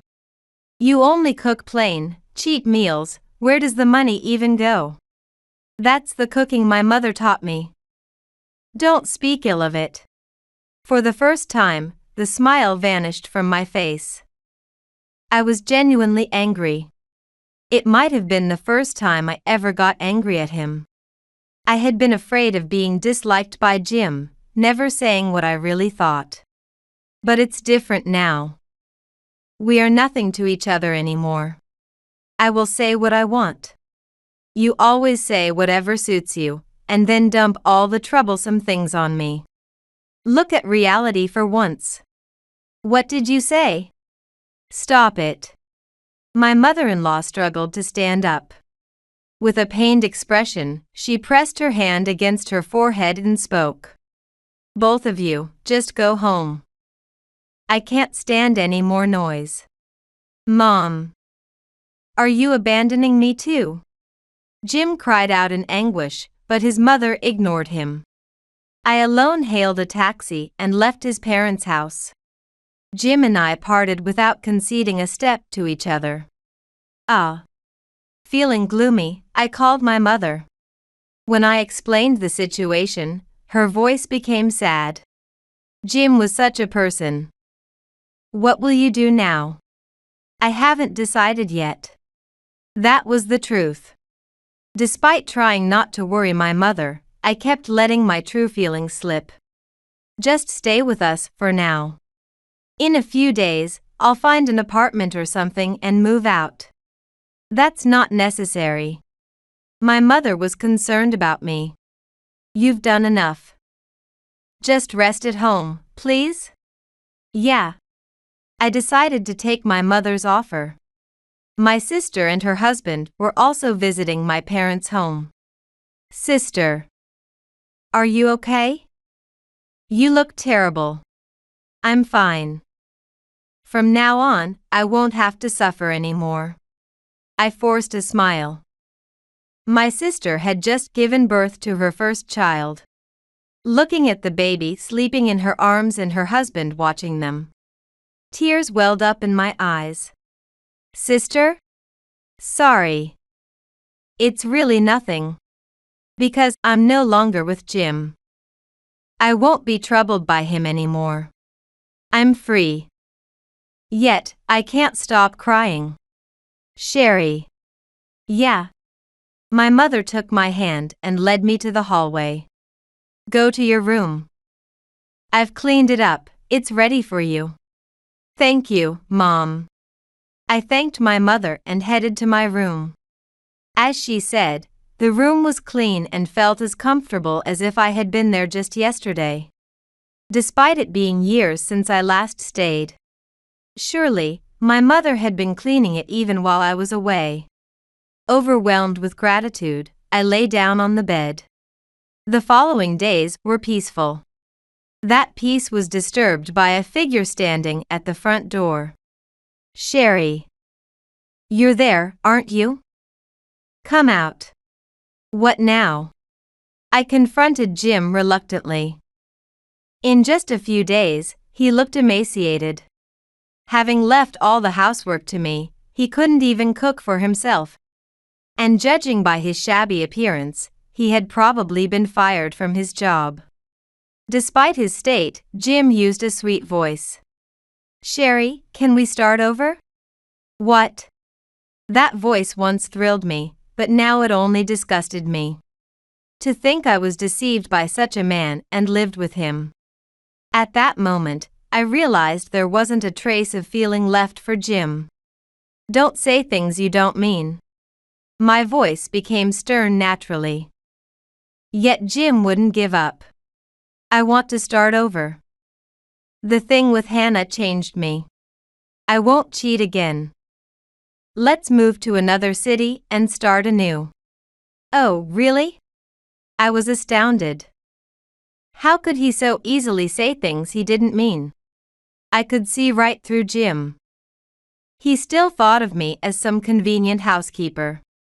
That's why he wanted me back. Nothing more. I didn't matter to him. What happened to Hannah? If it's her husband gave her a serious scolding. It ended up that he's not even sure if the baby is his. And it seems she got kicked out of the house. Oh, how fortunate. I said it sarcastically. Now you can be with Hannah, can't you? She was just using me. I can't be with someone like that.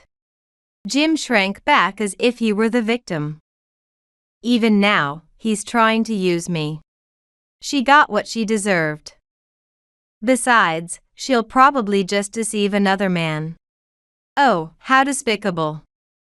I hope she doesn't find anyone. Jim's voice carried a strong sense of hatred. It seemed he'd shifted all the blame onto Hannah. That's why he felt no guilt in shamelessly coming to fetch me again. I'm sorry, but I made my intentions clear. I can no longer live with you. I've come to truly despise you. Don't be so tough, Sherry. You still have feelings for me, don't you? His conceited remark left me speechless. How could he still believe that I harbored any feelings for him? I'm serious. I genuinely dislike you. Sherry. Jim took a step closer and I screamed. Mom. Call the police. What, Sherry? I can't deal with you anymore. We're done. Do you understand? I heard my mother's footsteps approaching. Neighbors who heard my loud voice also appeared, glaring at Jim. Damn it.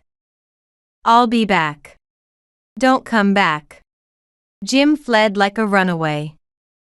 After that, he never showed up at my door again. Instead, he called incessantly at all hours. I want to start over. Sherry, please live with me again. Are you joking? I'm serious. I can't live without you. That might be true, considering Jim never helped with household chores. It seemed like his mother had taken care of everything when he was single. By the way, I remembered something that had me return to the apartment once. Not for Jim's sake, but because I had left without taking my belongings. There, I encountered a man and a woman arguing fiercely.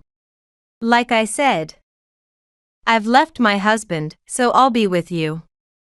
Hannah said. Don't joke with me. You weren't dumped, you were kicked out. Jim and Hannah were causing a scene. I was about to turn around and leave when Jim noticed me. Sherry. You came back. As he tried to approach me with a smile, I stopped him with both hands. I just came to get my things. You're saying that, but you must be worried about me, right? Oh wow, how self-absorbed can you be? Hannah, standing behind, was visibly annoyed. Jim turned and snapped at her, shut up, then focused on me again. Sherry, let's live together again. Let's remarry, and this time, it'll just be the two of us. If you come any closer, I'll call the police. Jim faltered for a moment but quickly regained his smile. Please, Sherry, forgive me. I'll help with the chores and never look down on you again. And of course, no more cheating. Cheating is definitely out of the question. You were just being played. What? Jim's face twisted with anger. Stop it. After all I've said, you're ignoring me? I'm not ignoring you. I'm just not interested. Ha! Hannah burst out laughing. To her, I said, "Can you really raise a child on your own? That's none of your business." Hannah scowled. The charm and ease she had shown at my in-laws' house were nowhere to be found. Right. I nodded. Just let me say this. I couldn't have children of my own, so in a way, I envy you. Humph. Hannah placed her hands on her hips, her look one of defiance, sizing me up. But really, it was me who should be sizing her up. That's why I'm worried about your baby. Leave me alone. Hannah said dismissively, stroking her belly. I will raise this child with my own efforts. Indeed. I was relieved and smiling. Hannah has issues with relationships, but it seemed she was prepared to be a mother. That's good then. You don't need to worry about me. See you. Hannah ran off with a brisk stride. Meanwhile, Jim was yelling, "Don't ignore me. Sherry, step aside. I'm here to get my things." Sherry. Jim tried to elicit sympathy with his pitiful voice, but I sharply countered. Move. Jim flinched and stepped aside. I entered the place I once lived. There was no sense of nostalgia. I simply remembered the layout of the rooms, which allowed me to efficiently collect my belongings. As I stepped out the front door, Jim was standing there, looking lost. I glanced at him and left the apartment behind. I decided to settle down at my parents' house. Being the eldest daughter, I would eventually need to return to take care of my parents. It made sense to get used to living at home again. Now, I help with household chores and the garden. Sometimes my sister and her husband visit with my niece. She's so cute, I said, smiling, yet I felt a pang of loneliness. Not having children of my own was still a sad fact for me. Hey, do you remember Kyle, our childhood friend? One day, my mother asked me with caution. What's up with Kyle? He's still single. Maybe you could meet him, just the two of you? Mom. I smiled bitterly. I knew my mother was concerned about me, but I was tired of marriage. Kyle would be bothered, wouldn't he? With someone like me. That's the thing. My mother leaned forward. Kyle brought it up when he saw you had come back. What? I was surprised. Kyle had always been chubby and frankly not very good-looking as a child. But he was attentive and kind. Now, he was teaching at the local middle school, our alma mater. I don't know. I was non-committal. I was curious about meeting Kyle, but the idea of a setup felt odd. A few days later, I was walking with Kyle in a shopping mall in the next town. Let me carry your bags. It's fine. I felt awkward and acted coolly towards him. Nevertheless, Kyle smiled warmly and accepted me as I was. However, he looked different from what I remembered. Kyle had slimmed down and grown taller, giving him a reliable appearance. Sorry, Sherry. I shouldn't have just asked you out suddenly. About that. We took a break at a cafe. After placing our orders, I finally voiced my question. Why did you want to meet me? That is. Kyle hesitated for a moment, then adjusted his expression. With determined eyes, he said, When I heard you got married, I was shocked. It made me realize something.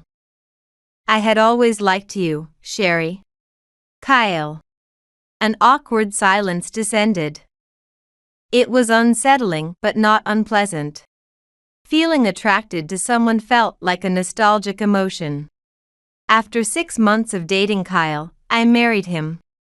While my wedding with Jim had been extravagant, Kyle preferred a quiet ceremony with just close family and friends, which I found appealing.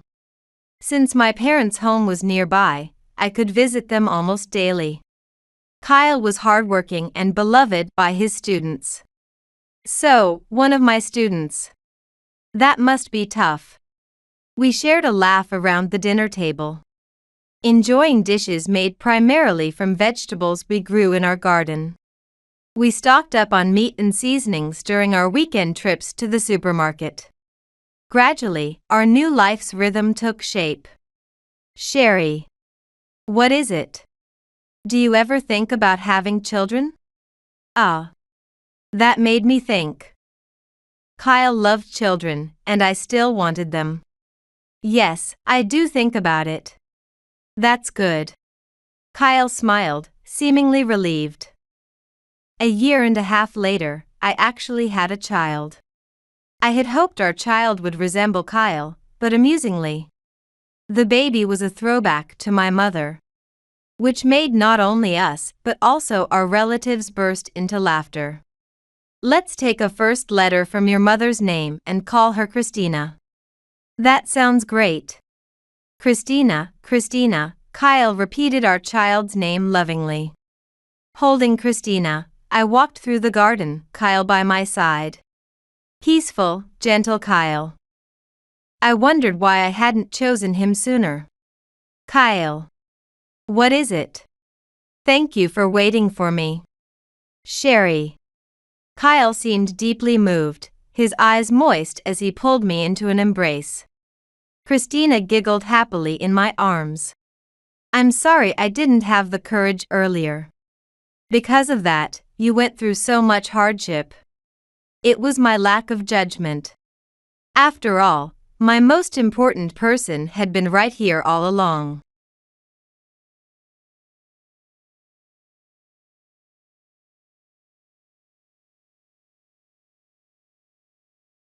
Amy, seriously. You took my bag again, didn't you? Just borrowed it a bit. It's too good for you, sis. A brand bag. I saved up to buy that as a reward for myself on my birthday. Lame. Buying yourself a present for your own birthday. Pathetic for a woman with no man, huh? Must be lonely being ugly. I can buy whatever I want for myself. Besides, this isn't the first time you've taken my stuff. Cut it out. The bag looks happier with me than with an ugly sister like you. Give it back now. Stop nagging. You're the older sister, you can spare a bag or two for your little sis. Amy has always been like this, wanting anything I have. Our parents do warn her, but eventually, they settle everything with, you're the older sister. I am Sandra White, 28 years old. After graduating from university, I got a job at a major corporation. Amy, for years my junior, graduated from university last year and got a job. But she spends her salary right away. She never contributes to the household expenses. Our parents tell her to contribute a bit, but they don't insist, so things just slide by. Yet, I often hear, it's a bit tight this month. Could you contribute a bit more, from our mom? Reluctantly, I give her the money, and it turns out she sometimes passes it to Amy. Keep it a secret from Sandra. Thanks, Mom, I love you. I've seen this happen several times. I don't bother saying anything, though it really bothers me. Amy is aware that our parents are lenient with her. She takes advantage of that and is good at playing the sweet daughter. She's also quite attractive, which has always made her popular. I don't think I'm that pretty, but I'm not ugly either. However, I was good at studying and always had good grades. My parents would praise me for getting perfect scores, but my dad would say, but in the end, a woman's looks matter. A woman who's only smart isn't attractive to men. When I frowned, he'd say, making that face makes you look even uglier. He might have meant it as a joke, but it hurt me. They were happy when I passed the national university exam, but then said we couldn't afford it because Amy went to a costly private high school. I had to get a scholarship and pay tuition through part-time jobs. Still, when I got a job at a large corporation, they were thrilled. I'm so glad. To think you landed a job at such a great company. All your hard work paid off, just as I thought my daughter could do it. I always believed you were capable, they said, and it really made me happy. I thought my parents had finally acknowledged me. But Amy went to an expensive private university and just partied. My parents hardly scolded her and kept paying her tuition, despite telling me we had no money. She's just that kind of girl. If we push her, she'll sulk. Mom would say, but I wonder if it's really okay to leave it at that. Despite my frustrations, I've somewhat resigned myself to this being just how our family is. I have a boyfriend.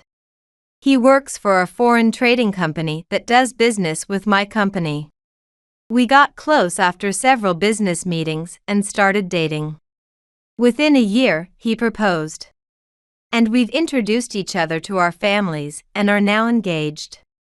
The family meeting for our engagement was the first time Amy met my fiancé, Ryan Thompson.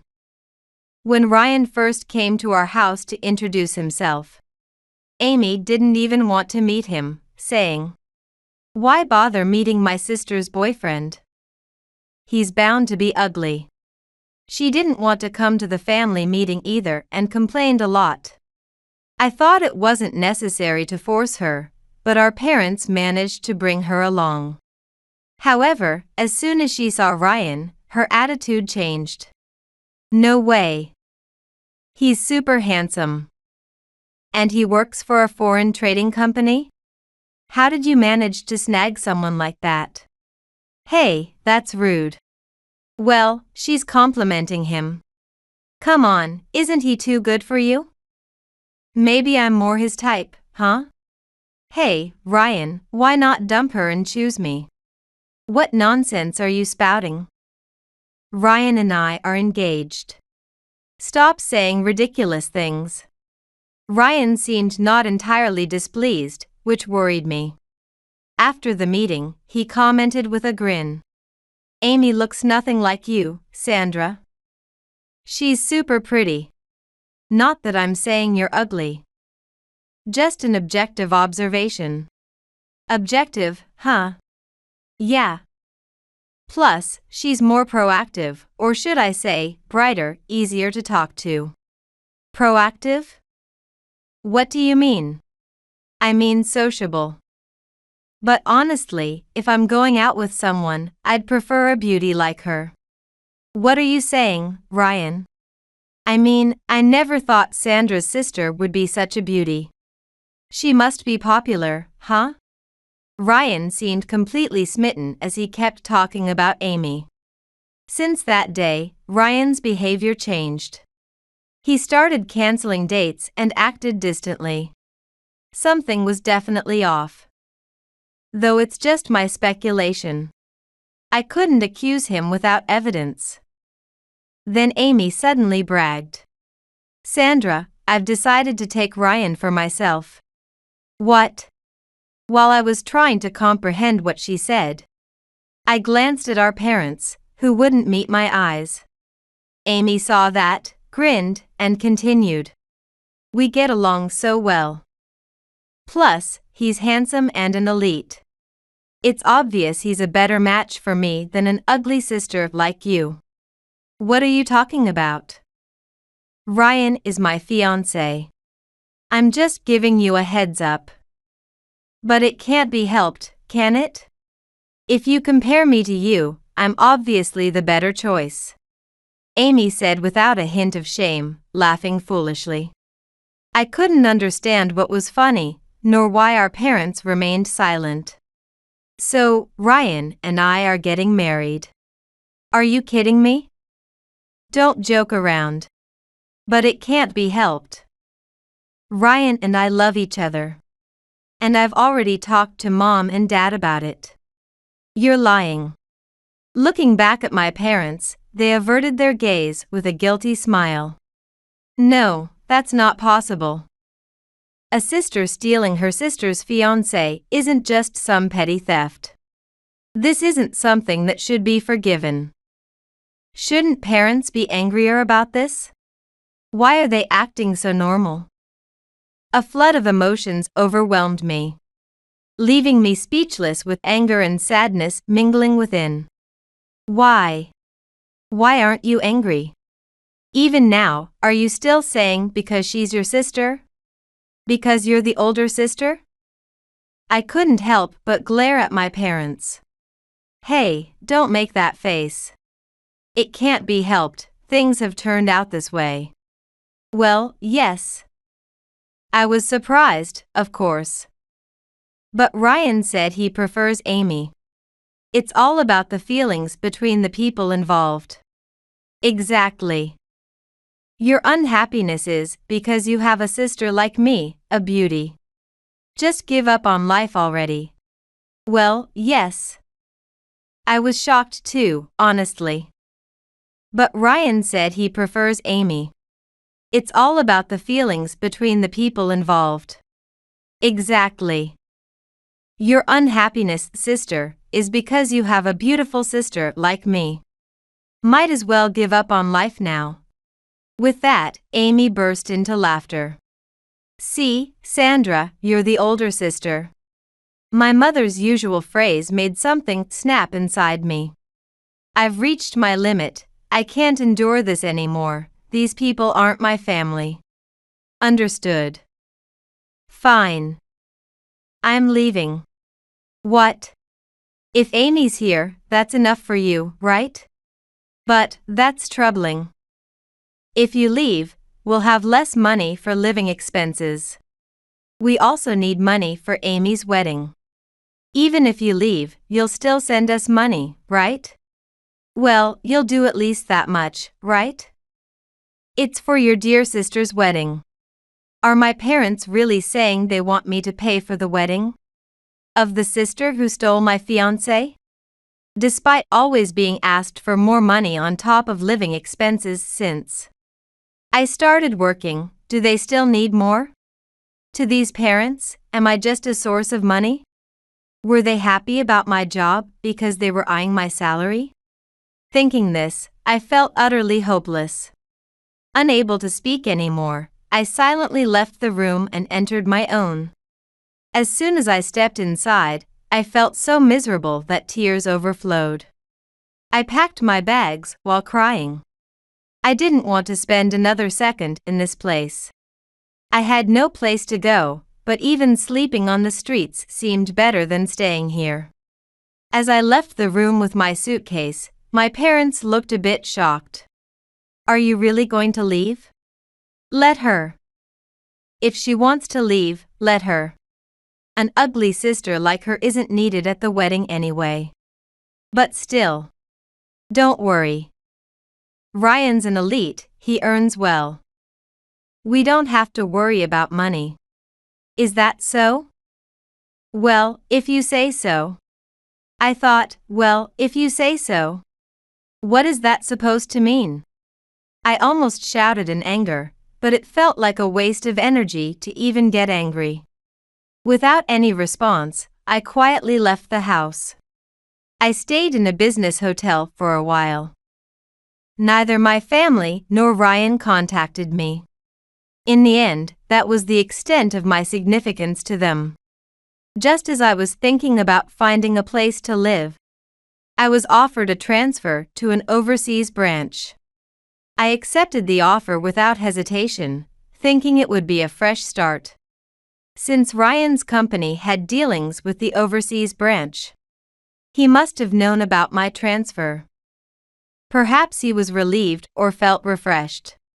After 6 years abroad, I had no contact with my family, and they became a distant existence to me. In the 4th year of my assignment, I married a man I met there. My husband is very sincere and gentle. I didn't inform my family, nor did I feel the need to. At 34, I returned to the US with my husband but felt no desire to see my parents or sister. It reaffirmed that they were practically strangers to me. A month after returning, my husband and I went shopping, doubling as a date. It had been a while since my husband was in the US, so we enjoyed visiting San Francisco.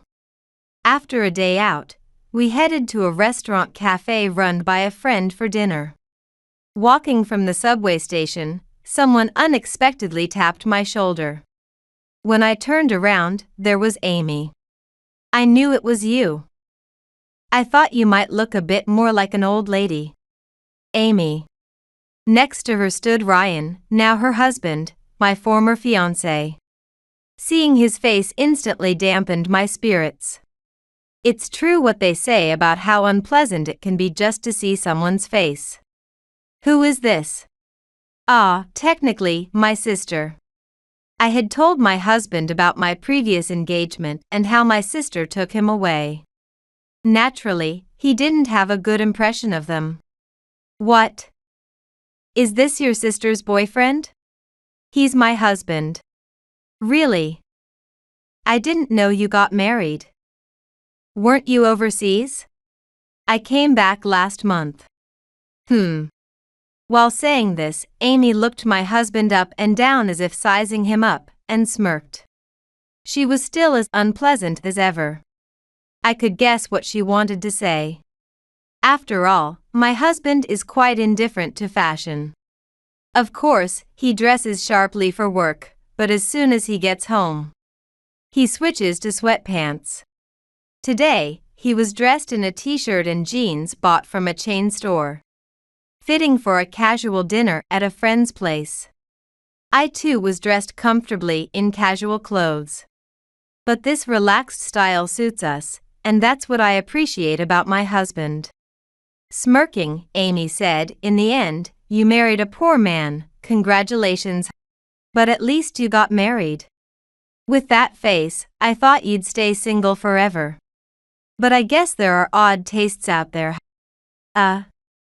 What is she talking about? Poor man, is she referring to me?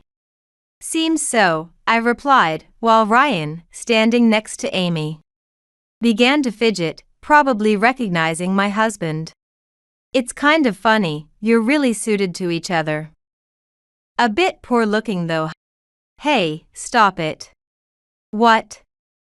You're being considerate because he's your ex-fiancé? That's unnecessary. If he left you, it's because you're ugly, sis.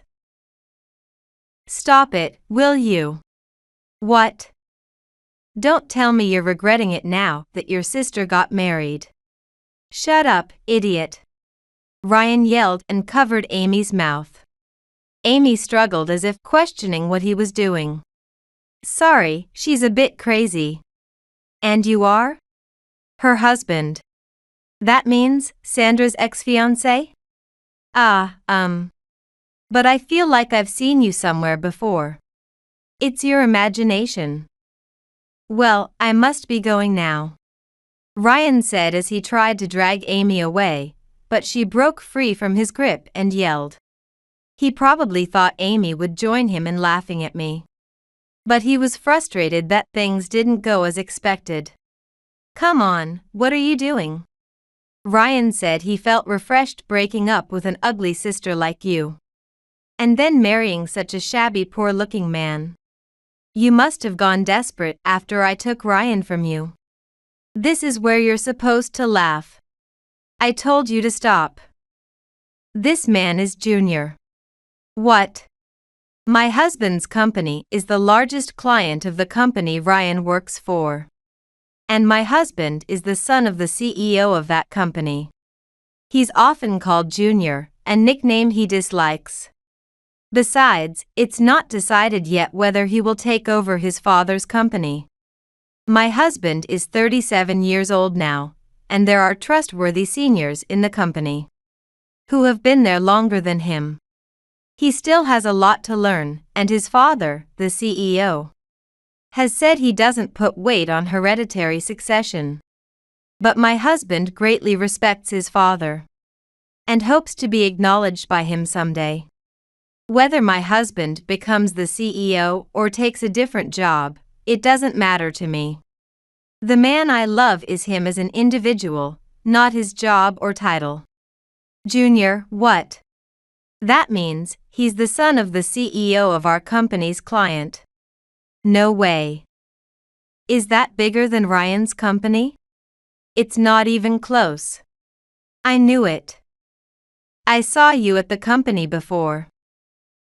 Nice to meet you, Junior. I look forward to working with you. I refuse. What? I've heard about what you guys did from my wife. I don't wish to associate with such people, not even in business. But that has nothing to do with work. It's a private matter, Sweat. Private or not, people who hurt others without remorse or betray trust can't be trusted in business either. My husband retorted, leaving Ryan pale. Meanwhile, Amy was eyeing my husband like a snake sizing up its prey. I guessed she was up to no good again. If I know Amy, she was probably about to act sweet to win him over. Her attitude changed dramatically from before. Wow. I knew there was something special about you. Let's get along well, brother-in-law. Amy tried to touch my husband's arm with a disgustingly sweet voice. But he moved away before she could touch him. Don't touch me. I really dislike women like you. What? How can you say that? I'm way prettier than my sister. Everyone prefers a beautiful woman. You think you're beautiful? My wife looks much more beautiful to me. Ugliness of the heart shows on the face. Compared to you, a chimpanzee is much cuter. What did you say? I thought, chimpanzee. Seeing Amy's astonished face, I almost burst out laughing, but at the same time, I was moved by my husband's words. I knew he meant what he said. He had told me before how tired he was of women who flocked to him just because he was the son of a big company's CEO. Amy's behavior was exactly like those women. I met my husband outside of work, while I was stationed at an overseas branch. On my days off, I often ventured alone to cafes. And it turned out that my favorite cafe was also frequented by my future husband. He always looked so shabby that I thought he must be a jobless person. Or maybe an unsuccessful artist. As we kept bumping into each other. And since we were both American, we started talking. Neither of us disclosed our occupations. And we merely introduced ourselves by our first names. But soon, I started looking forward to meeting him at the cafe, actually. I began going there hoping to see him. There was a genuine kindness in his straightforward, pure eyes. One day, I said to him, "Hey, if you have any paintings, I'd like to buy one."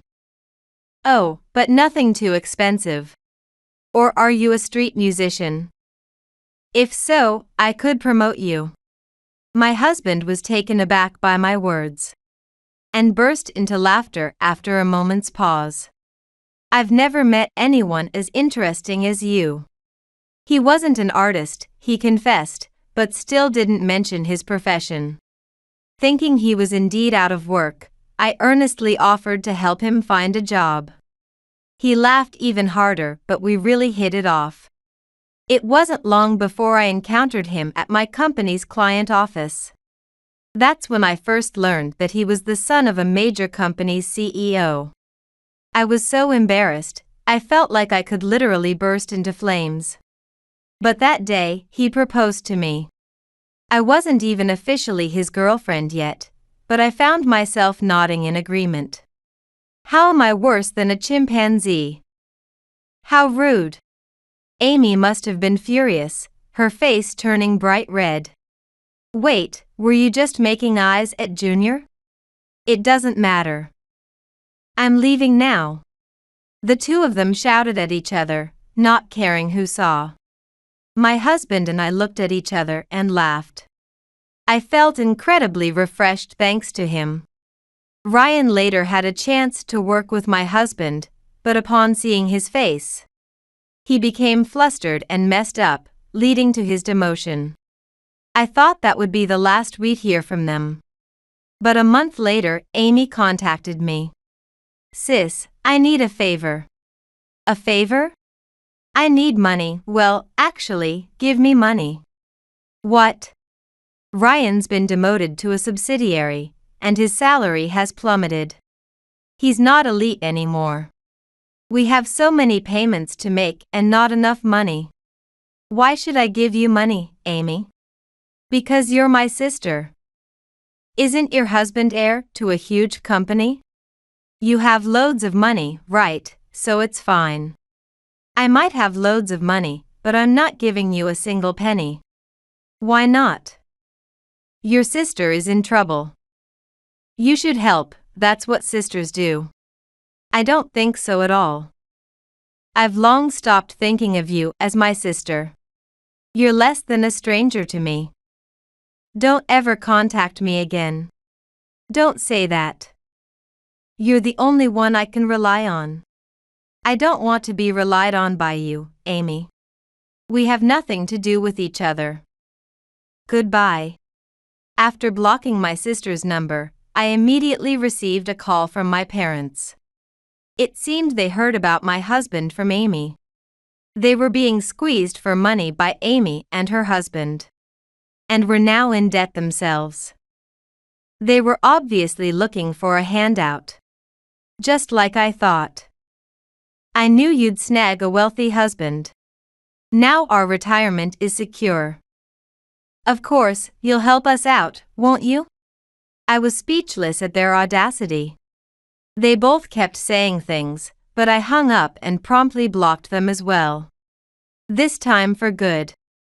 I now have a loving husband and in-laws who warmly support us.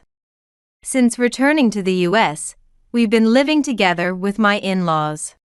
I finally feel like I have a real family. My husband and I cherish our in-laws and look forward to building a warm, loving home together.